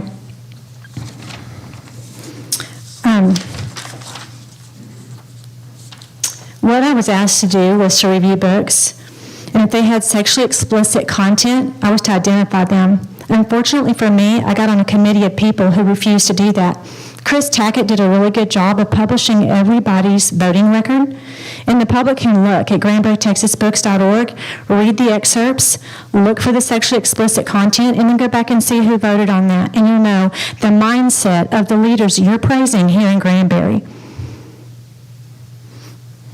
I'd like to praise them too. I wish they had come back and apologized, and if they had stood up themselves and said, hey, you don't ramrod a meeting, you don't put people on timers, you don't ask them to review books that are 300 to 600 pages long, and hand them a review and say, glance at the book, read this review, and vote on it. You don't do that. It's unethical, it's unprofessional, and it didn't have the kids in mind. So when Chris and Mindy Tackett started stating publicly that this was about LGBTQ, it never was. There were sexually explicit books that had to do with animals, beast-like creatures, having sex with girls. There were books about teachers on display in Granbury High School with naked pictures on the front emphasizing minors having sex with their teachers. And I said something about it. What's wrong with that in Granbury? To say something about that and say, get that book out of there. Why is that there? Why can't we all agree on that? It's not book banning. It's boundaries for student libraries for minors, for goodness sake. You can go right now to Granbury Public Library and get the book Tilt that this district has now decided is inappropriate. It's inappropriate for student libraries, and I'm not ashamed of that. I'm not afraid to say that is the truth. It's a fact. It doesn't even take a believer to notice it. Okay, so Chris Tackett did publish everyone's voting record. Again, you can see it. Go to GranburyTexasBooks.org. Again, any trustee should be free to set items on the agenda. Tilt is in the back of this room. One of our community members put it back there. The book's here in 40 copies if you want to read it. If you don't want to read it there, it's online, GranburyTexasBooks.org. And you can see the mindset. Somebody put a lot of books in this system that aren't supposed to be there. And thank you, Paula, for saying that you have set up a system that will prevent the bad books from going in. The problem we had was no one cleaned up the library. That was the problem. So you let students go in this fall, and you say, well, we'll email the parents and tell them they got the book. You got the book, The Glass Castle, and you say they have a choice. Well, Leah Dawson told me in writing, we're not going to remove that book because the kids get a choice. Well, how do they even know to choose that book? Y'all need to pay attention to that. So instead of letting it be challenged, it was challenged, but that's not in our library. That's in our literature circle. So we're not going to listen to the public complain about it and discuss it. Send us back your checklist. Tell us why it's educational. Tell us why it's appropriate so we can understand your mindset. You do that, you're going to have the public go, okay, maybe that's because it has some truth in that book, right? Maybe it's a Holocaust book with nudity all through it and violence. Maybe we need to read that. I have books like that on my shelf at home right now. I have books in my house that discuss major leaders in our community that were lesbians. Yes, Weston's right. We read the Bible cover to cover, but we never had sexually explicit. Just as an example, in the scripture it says Adam knew Eve. That's not the same as saying he stuck his dick in her body, and that's what you've got in your library. Listen, that's what you've got, y'all. It's in your library. It's in your library. It's in your library, y'all. I'm going to go now. I publish it all. I publish it all. You can see it. Thank you, Ms. Brown. Thank you, Ms. Brown. I'll go. I'm sorry about the decisions y'all are making. It's pretty sad to watch. It is disgusting, I agree.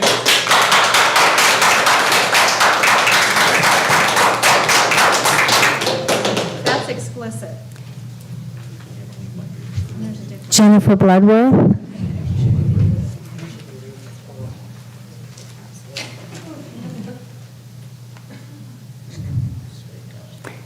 And please state where you are from. I'm Jennifer Bloodworth. I'm from here in Granbury. I also teach here in Granbury. I don't have any of those fun words. Thank you. So normally I would stream this meeting. I'm usually at home, tucked in bed pretty soon after this, after teaching all day. But I wanted to come here tonight to tell you, the board members, that you are doing a heck of a job. Every day when I go to work, I work with kids. That's my business. That's what I want to do. That's what I went to school to do. That's what I'm a professional doing. And you let me do that. You let me go in and help kids have a better life. That's what I'm supposed to do. What I don't do is talk about my political affiliations and who is a Republican, who is a conservative. I don't care, and neither do they. They need people up here that are going to fight for them and give them what they need. So every decision you make makes it possible for us to either do our job or not, and makes it possible for our kids to learn or not. So I appreciate this board that's sitting here, because for the last 7 years, you have made it possible for me to do something good for my kids, to make sure they leave my classroom knowing something more than they knew when they walked in, and most importantly, they know I love them and that we love them, because I know that one of the big things now is we need to get back to teaching reading, writing, and arithmetic. I don't know where that came from. That was a really long time ago, but that's never what school has been about. School has always been about way more than that, including social aspects. I don't think that the people that are saying these things even know what the TEKS are, because there's only one acronym in this state that drives instruction, and that's TEKS. That's the Texas Essential Knowledge and Skills that I'm required as a teacher in this Texas to teach. I have a copy of my 5th grade TEKS right here. There are 11 different subjects in which I'm required to teach 5th grade students. Guess what? None of them say reading, writing, or arithmetic. But they do include things like language arts, mathematics, science, health education, physical education, art, music, technology. It's not reading, writing, and arithmetic, but that's what's going to get our kids where they need to be. So thank you for letting us do that. I'm not sure where people got the idea that the board sets the curriculum. You don't. The state did. When they passed the TEKS and they decided that's what we're teaching, that is our curriculum. Any teacher that tells you different is sadly mistaken. We answer to TEA. We answer to our legislature. If you want to change that, I'll help you buy a ticket to Austin. But in the meantime, here in Granbury, we're going to teach the TEKS. Our board is going to make sure that we can do that. And as Mark Jackson said, you spoke to my heart, buddy. Let's make this about our kids, because this is supposed to be about our kids, the kids that are being served in our district. Don't care how angry you are about not being able to participate in UIL activities. It was a choice. Accept it. Move on. You don't like the books? Fine. Continue to challenge them. Stacy Brown was pretty influential in making the new process to check out those books and make sure that they're appropriate for our kids possible. She drove that.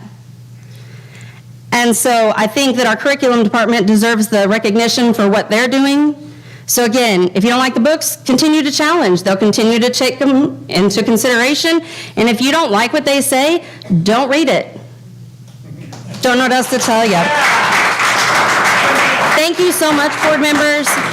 Please continue to do the amazing work that you are doing so that we can do the work that we're doing. And I'm going to have a shameless plug. Our fifth graders were in the Hood County News on Saturday. Okay?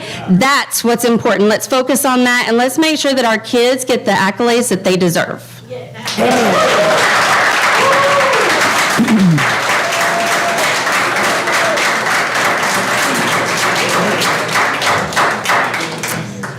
Mr. Mark Lowry, and please state where you're from.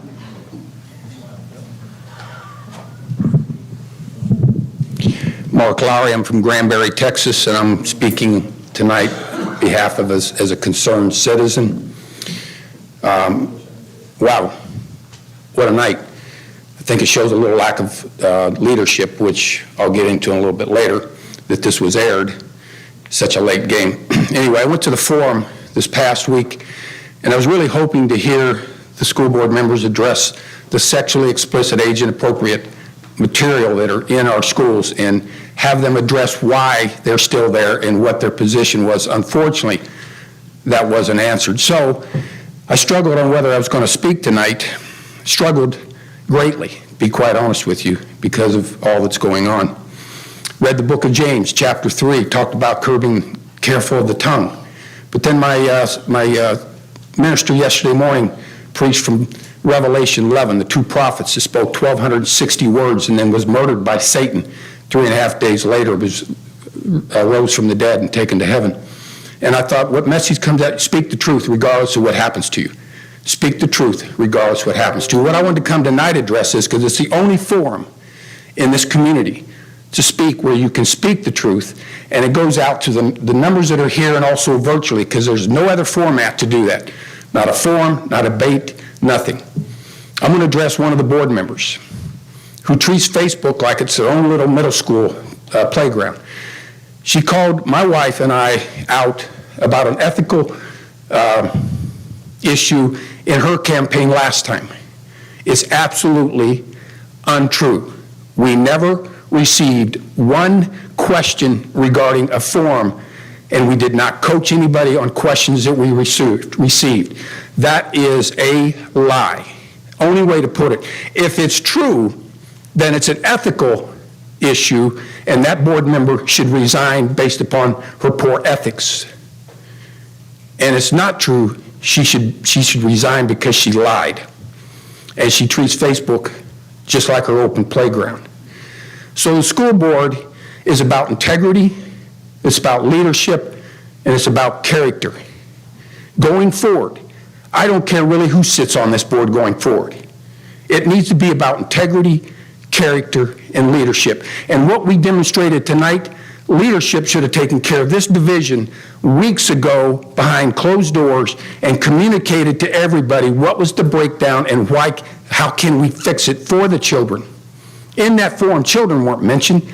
Community was mentioned a lot. Community, you passed a policy where it takes 2 board members. You wanted to silence the community that supports 1 board member. But at the end of the day, I wanted to speak because 1 board member on Facebook was lying. And if you think it's true, Madam President, then she needs to resign because she cheated last election. This is a very important election going forward. And whoever sits here needs to have integrity, character.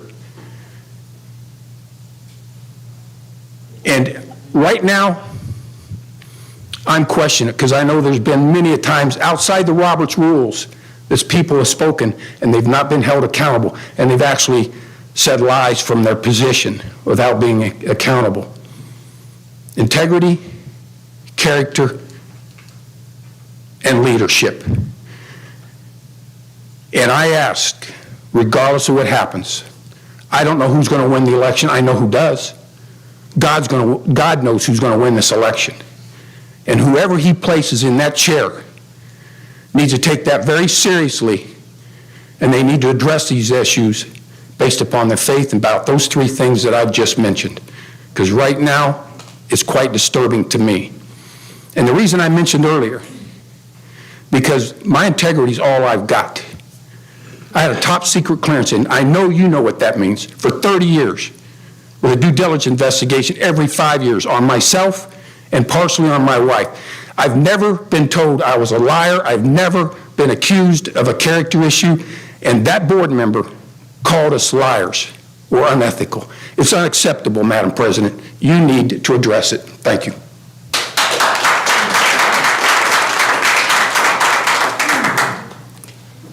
Next up, we have Craig Mayberry.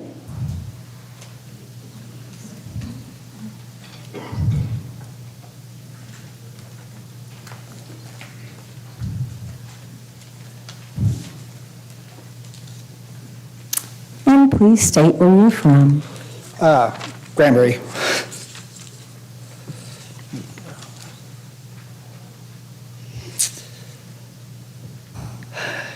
Yeah, I agree with a lot of these past speakers.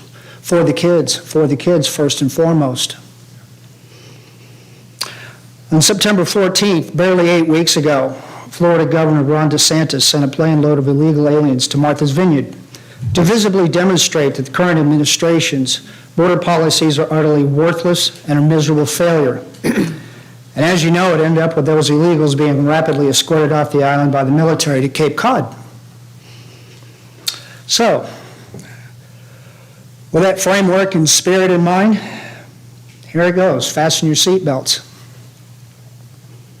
Sometimes the movie she showed would be an old porno film from the 70s or 80s. Women kneeling, sucking penises, women tied up or chained up with dog collars around their necks, women hanging from trees or upside down naked with their legs apart, women being raped, beaten up, killed.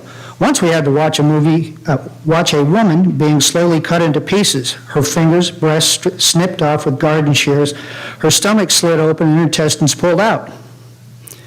My arms are raised, she holds my hands, each of mine and each of hers. This is supposed to signify that we are one flesh, one being. What it really means is that she is in control. My red skirt is hitched up to my waist, though no higher. Below it, the commander is fucking. What he is fucking is the lower part of my body. I do not say making love, because this is not what he's doing. Serena Joy grips my hands as if it is she, not I, who is being fucked, as if she finds it either pleasurable or painful. And the commander fucks like he is preoccupied, like a man who has other things on his mind. There's an impatience in his rhythm now. But this isn't this everyone's wet dream? 2 women at once? I entangle myself from her body, stand up, and the juice from the commander runs down my legs.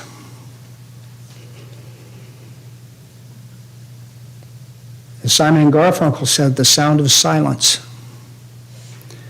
Frankly, at this point, I was about halfway expecting to be escorted out of here because of the language.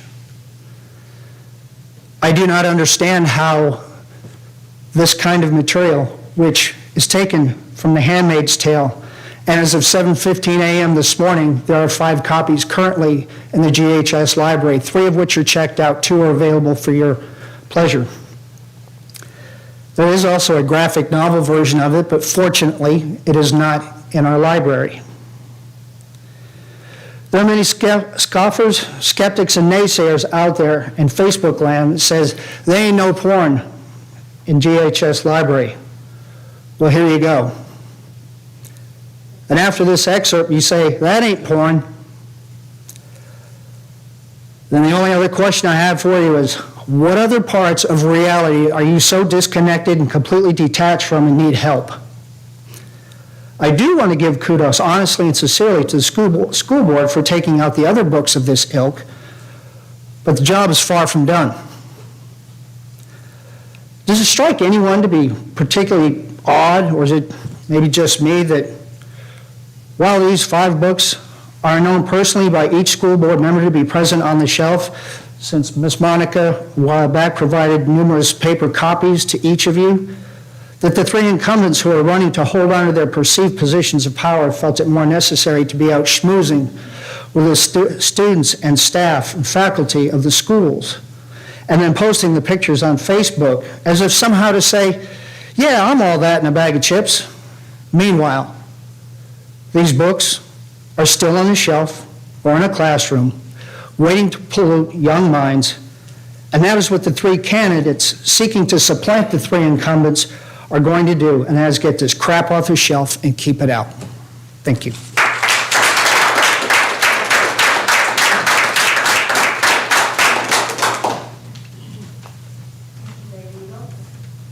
Mr. Dave Eagle.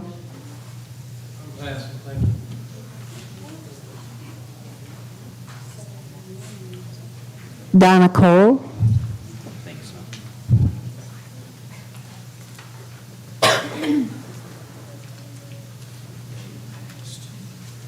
I've lived here for 50 years.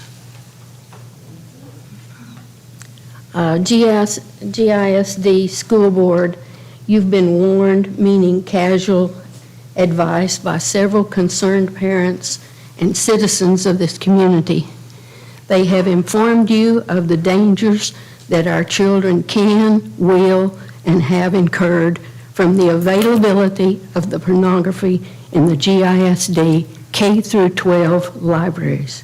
You have been informed on the effect on young minds and the final results and fallout to a brain exposed to pornography.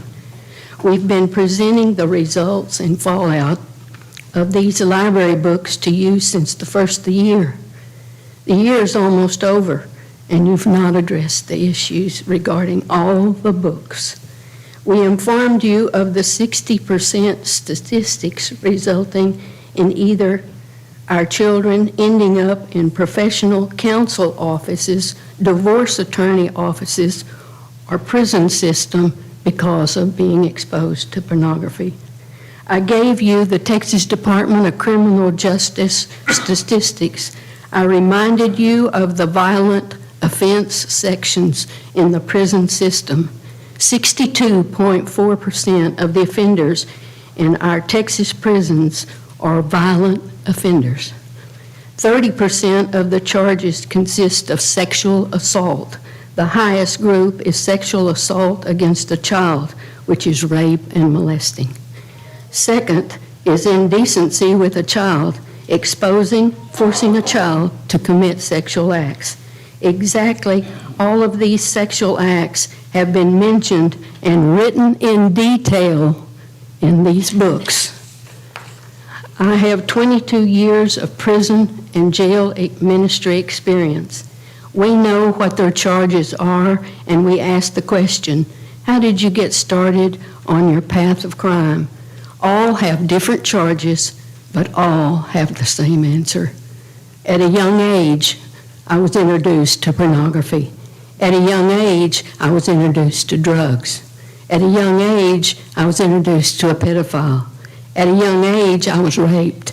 At a young age, I was exposed to aggravated assault. All goes back to the charges of sexual assault. Highest sexual assault is against a child, rape and molesting. Second is indecency with a child, exposing and being forced to commit sexual acts, all described in detail in the questionable library books.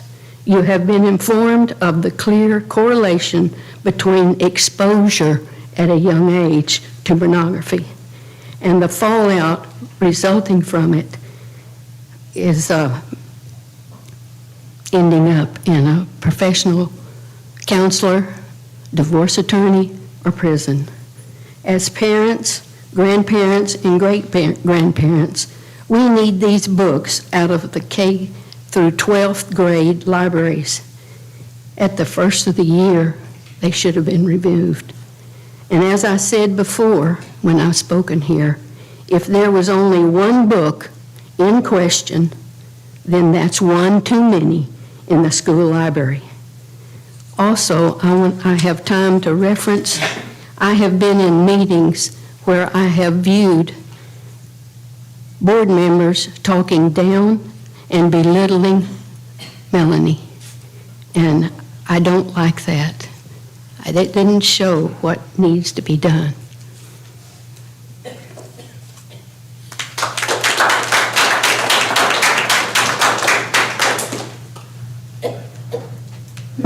Next up, Jerry Doherty.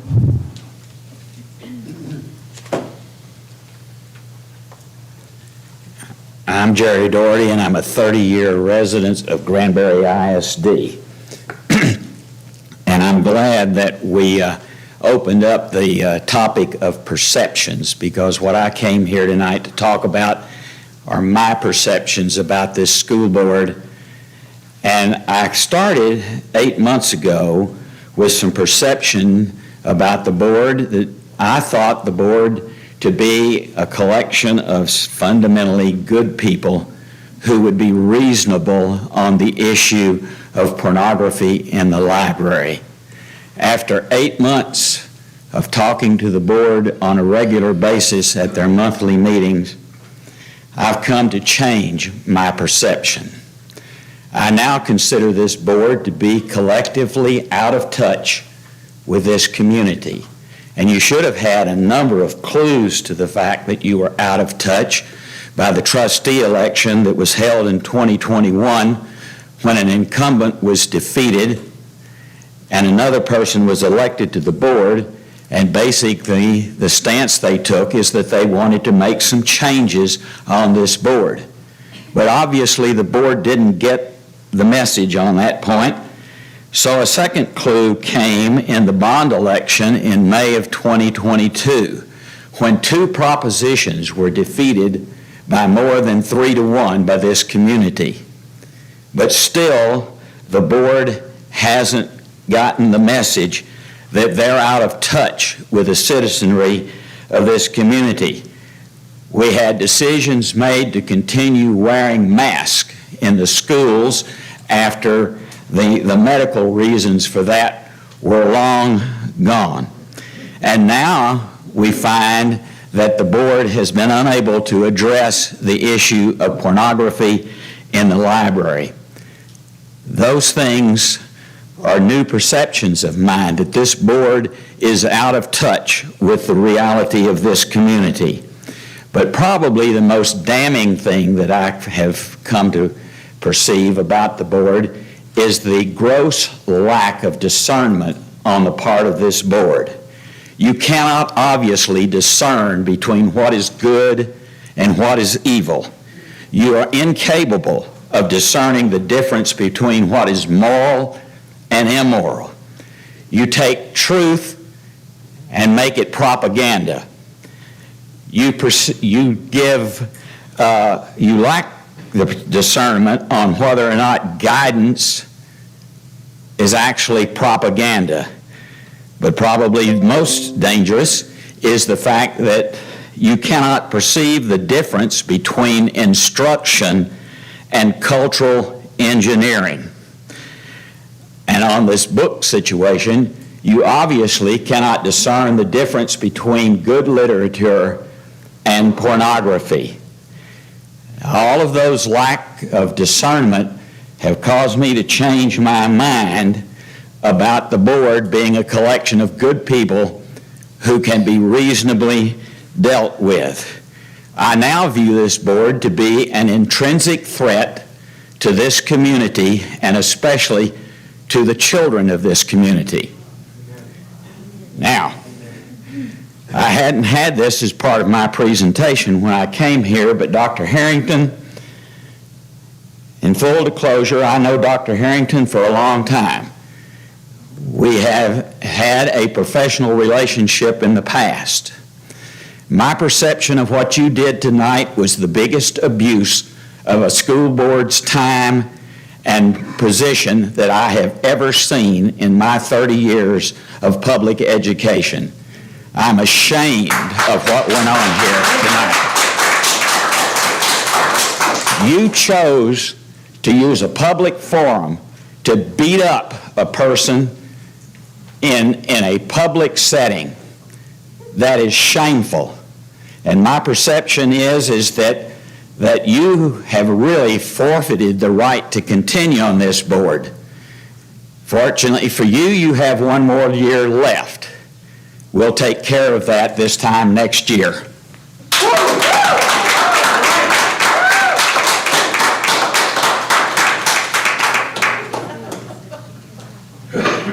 Gladys O'Brien.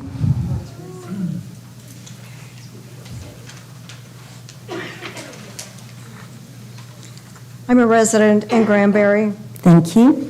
Thank you. Good evening, President Townsend and school board members. Thank you for all you do. I have read 6 books that were and are in the Granbury library system. Excuse me. The first 2 books that I read, I submitted to the school board a reconsideration of instruction materials form. These 2 books are Tilt and Fade. These 2 books have been removed from the GISD library system for 10 years, and for their removal, I thank you very much. After reading the first 2 books, I must say I'm shocked at the cavalier attitude of the schools concerning illegal drug use, underage drinking, profanity, explicit descriptions of sex acts involving minors, and sexual assault. The electronic versions of Tilt and Fade both had a contact warning label that indicated its audience should not be under 17 years old. Yet both of those books were in the Granbury Middle School. I would consider both books to be outright pornography. That being said, I am aware that the pornography laws that apply to the general public are not applicable to public schools, and that is another issue altogether. When I say pornography, I don't just mean bad words. You know, these books describe in great detail rape, gang rape, oral sex, anal sex, masturbation. And I have an example here, but I cannot read it. I just can't do it. It's too gross. Do we want our middle school children reading this kind of trash? I won't call it literature. This is listed in the school library as young adult reading material. And I would pose this question: when did middle school youngsters become young adults? About 3 months ago, I watched the school board meeting online. A very nice lady spoke, and she said that she had been a librarian for, I think she said 25 years, and she is now retired. And she says something to the effect, standing up here, I cannot believe these books that people are upset about are in our libraries. Well, I'm here to tell you they are. We all need to wake up. These books have no educational value. They demean women by portraying them as sex objects to be used and then cast aside. They make casual sex seem acceptable while ignoring the consequences. Consequences such as sexually transmitted diseases, autoimmune deficiency syndrome, herpes, gonorrhea, parasitical infections, and depression, just to name a few. The underage/illegal drinking written about is rampant in these books, as is the illegal drug use. Again, nowhere will you read in any of these books the consequences of drug use and drinking. I had the experience of losing my youngest brother at the age of 17 from a drug overdose. Last year, my brother, who has been an alcoholic since he was in high school, died of alcohol poisoning. Both of my brothers started drinking in junior high and doing the easy drugs like marijuana, in high school and all that. Both of these books, The Tilt and Fade, incorporate drug and alcohol use throughout the book. It is portrayed as being a normal everyday event that everyone does. This is not the message we need to be sending to our youngsters. I want to reiterate again, both these books have been removed from the Granbury Middle School, and I'm thankful for that. However, the question I'm asking is, who thought it would be productive to put these books in the Granbury Middle School? Trust me when I say there are more books just like this still in our school libraries. Thank you for your time, and if anybody wants excerpts from the Tilt book, they're located on I put some on the back shelf back there if you want to get some as you exit. Thank you so much.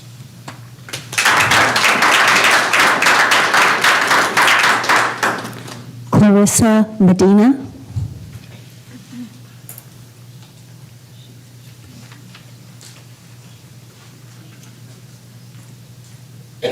I'm from here in Granbury.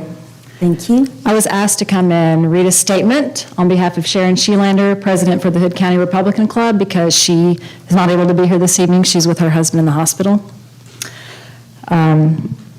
A couple of false accusations have been shared in social media lately about how the Republican Party and the Republican Club have been biased and unfair when it comes to representing candidates and candidate forums. HCRC, the Hood County Republican Club, would like to clarify the false information being shared in the media about how candidates' speeches and forums have been conducted. The actions of a few to hurt the Republican Party and the Republican Club reminds me of the current Biden administration that wants you to focus on other things instead of the big issues that need to be addressed. The Republican Party and the Republican Club have been charged with giving questions to some candidates prior to candidate forums, and the Republican Club has been accused of being biased and having candidates speak at club meetings. Hood County Republican Club wants you to have the correct information prior to going to the polls. The Republican Party Executive Committee did not host a forum for the school board race, despite a current board member claiming she got the questions ahead of the forum. This has been confirmed by the chairman at that time, David Fisher. The Hood County Republican Club did hold a forum, but the only person that had a copy of those questions was Sharon, the person that wrote this, until those questions were handed to the moderator at the start of the forum. The person that claims she had the questions ahead of time is either confused or telling a non-truth. All candidates that are members of the Hood County Republican Club are allowed to speak at our meetings. 2 member candidates running for the school board, Barbara Townsend and Paula McDonald, have not attended any club meetings since applying to run again, but I'll point out that they did speak at the Democrat Party forum. Time had been scheduled for them to speak at the September meeting if they had been in attendance. 3 of the school board candidates, Barbara Townsend, Paula McDonald, and Billy Wimberly, chose not to attend the Republican Party candidate forum. Terry Leuven and John Mark Graves, place 5, Jeff Hastings, place 6, and Karen Lowry, place 7, did attend. Actions speak louder than words. That's the end of her statement, but I have my own, since I still have time remaining. I'm going to put together the scenario that was created by perpetuating the lie that certain candidates received the questions ahead of time to a forum that did not even take place last year. 3 of your current board members and 1 of the candidates running for school board, what they did was, 1, create a lie to arouse anger, hostility, and disbelief at how our Republican Party would behave. This was all done to create a perception. Then, of course, those same individuals had to create the response to the lie that was created in the first place. The response was to give the perception that these individuals were doing the right thing by not participating in a dishonest forum. This was an attempt to make our Hood County citizens believe that these candidates would not be participating in a dishonest forum. This was nothing less than manipulation of our Hood County voters. Then these same individuals refused to attend a forum put on by the executive committee this year, opting to instead go to a forum put on by the chamber where the candidates would be getting the questions ahead of time, thereby giving them proper time to prepare. This was allegedly to avoid the Hood County Executive Committee trap of gotcha questions on the fly, intended to make a candidate fumble their words and appear untruthful or ignorant of the issues. And I'm using terminology that these individuals have excessively used on social media. Clearly, they had no problems getting the questions ahead of time, as proved by their attendance to the chamber forum. The fact that these individuals were talking out of both sides of their mouths about either not getting the questions ahead of time or getting the questions ahead of time pales in comparison to the fact that all of this was predicated on a lie. Additionally, one of your board members has been involved in both the Hood County Executive Committee, and the Hood County Republican Club, and knows quite well the extent that these entities are separate and individual. She is playing on the emotions of the citizens of our county who may not be as involved, who don't feel they have the time or the resources to be as involved, and may not understand the differences between these organizations.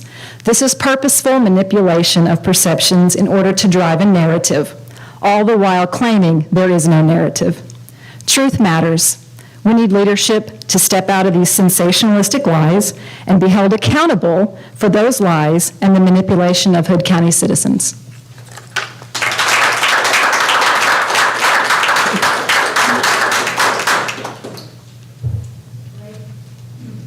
Greg Harrell.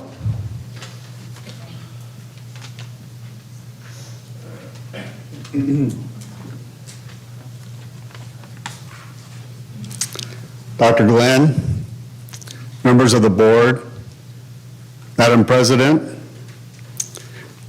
my name is Greg Harrell, and I've lived here in the GISD school district for 22 years now, and I'm not on Facebook, so I don't know anything about that stuff. I'm going to start off by reading you the definition of a trustee taken from Noah Webster's dictionary in 1828. The reason I use the 1828 dictionary is because words tend to change. So let's go back and look at what Noah Webster said a trustee was. It's a person to whom anything or business is committed in confidence that he will discharge his duty. Or two, a person to whom is confided the management of an institution as the trustees of a college or of an academy. So if we talk about trustees, implied in that is that there is a grantor of the trust. Somebody gives you the trust to sit on this board, right? Is that correct? So who would be the grantor of that trust? Well, you could consider it the voters. Maybe it's the taxpayers that are in the GISD, or maybe it's the community writ large. It really doesn't matter because, and even if we take the definition that it's the community writ large, then all of us are concerned about the kids that are in our community. All of us are. There's no doubt about it. And so what we do as a community is we give you the trust to take care of this part of raising our children, educating our children. Some number of months ago, I was invited to begin to attend these meetings by Trustee Paula McDonald. And the reason she asked us to come here is because she felt like you all as a board were really getting beat up. And she said, could you come and just encourage us every once in a while? And so I did start attending the meetings, and I became a regular attender. And much like Mr. Doherty, I began to notice that there were some issues that took place as I watched the operation of the board. We started off with the book issue, and I'm not going to address the book issue because it's already been effectively addressed by others here. We don't need to talk about that anymore. But the truth of the matter is that the processes that you have established now leave out the community in regards to reviewing the books to remove them from the library. That should not be. The community should be involved in that process up front. Then we had the issue of the failed bond measure. Obviously, you guys were unconnected to the community. You totally misread the temperature of the community in regards to the bond issue. It was never clearly communicated to us, the grantors of the trust, what you guys were trying to achieve, and it failed miserably. It's going to take you guys a while to recover from that. Then we had the issue of homeschool kids in the UIL. And I have to tell you that as I watched this, I thought that issue was resolved favorably to allow the homeschool kids in.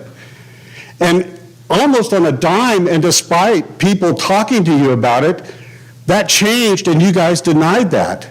You absolutely denied it. I don't even know what happened, but I watched it happen. And then you silenced the voice of one of the trustees. You totally did do that. And that was not right. As trustees, these meetings are an opportunity for you to listen to the voice of the community. And I would encourage you to begin to do exactly that. Let's reestablish the trust that we want to place in you. Listen to us during these meetings. Please. I'm going to leave you with a quote from Proverbs, and it's the most appropriate quote that I could find from the Bible in regards to your responsibility here. Proverbs 1:5, a wise man will hear and increase learning. A wise man will hear and increase learning. Please hear. Thank you.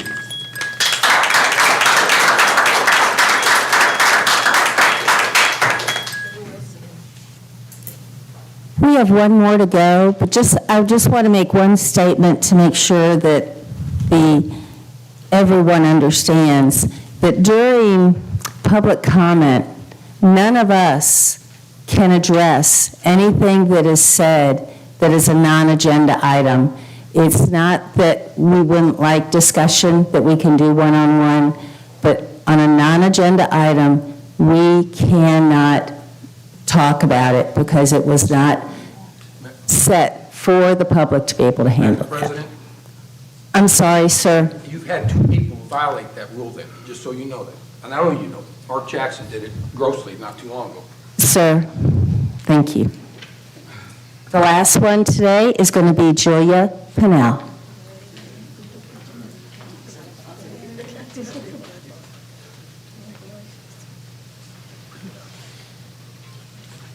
Well, I've been here for 28 years, so I've been around a while. And thank you. I'm going to move to a very positive, and we've used the word trust, so this is what we're doing. Superintendent Glenn, Chairperson Townsend, trustees sitting on the dais. My name is Julia Pinnell. I'm here along with members of a current citizens team who are donated appropriate In God We Trust framed copies set aside by the recent new mandate. Almost 2 decades ago, such a team placed the existing framed In God We Trust posters in each classroom. And as the chairperson of that team, I wanted to ask Senator Hughes' office, who made the new mandate, if there was a way we could adjust those already in place to meet the new requirements. If not, could they not be left under the previous guidelines of then Governor Perry? In working with Senator Hughes' assistant, Mr. Odom, he provided me with a copy of the letter sent out to districts regarding the mandate and appropriate donations. It is clear what is expected. As chairperson for Friends of Memorial Lane, and I hope a community leader that is seen as someone who believes in doing and following guidelines for proper process, I also sought his wisdom and guidance for such donations at this time. His suggestions from the office: leave the current beautifully framed In God We Trust posters in place. No need to remove them. 2, to follow the current mandate, donations from outside sources could purchase posters or framed copies, no mention of banners, posters or framed copies, and offer such donations to the school district. 3, we brought a copy of an appropriate presentation that this current team chose to be placed on GISD campuses. Mr. Odom further stated that the district need accept only one donation for each campus to be placed in a conspicuous spot on such campuses to be in compliance with the new mandate. This made it very possible for the current team to be able to order 15 appropriately framed copies. Resulting from information received from Senator's office, the following citizen team donated the funds, ordered the appropriately framed copies on October 6th and have delivered, including this one, 15 to the school administration office to be accepted and placed at the chosen time, one at each campus, and to be include the maintenance team in Warren. Nan and Jane Caldwell, Ron and Brenda Massengill, Bob and Julia Pinnell, Mike and Donna Loader at Christian Brothers, Roger and Diane Lewis and Kroger, Faye Landon, and John and Kim Irwin. This team is proud to be able to once again join forces as a citizen and as a citizens team, not an organization, but citizens, to do as my mother taught me. Julia, always try to do things decently and in order. We believe that is what we have done with this donation. We have respected the process in a way that will allow GISD to fulfill the mandate.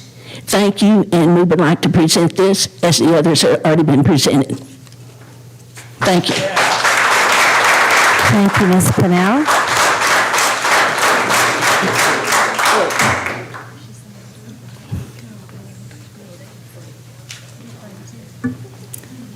And with no further business, we will adjourn this meeting at 8:20 p.m. Thank you, Board.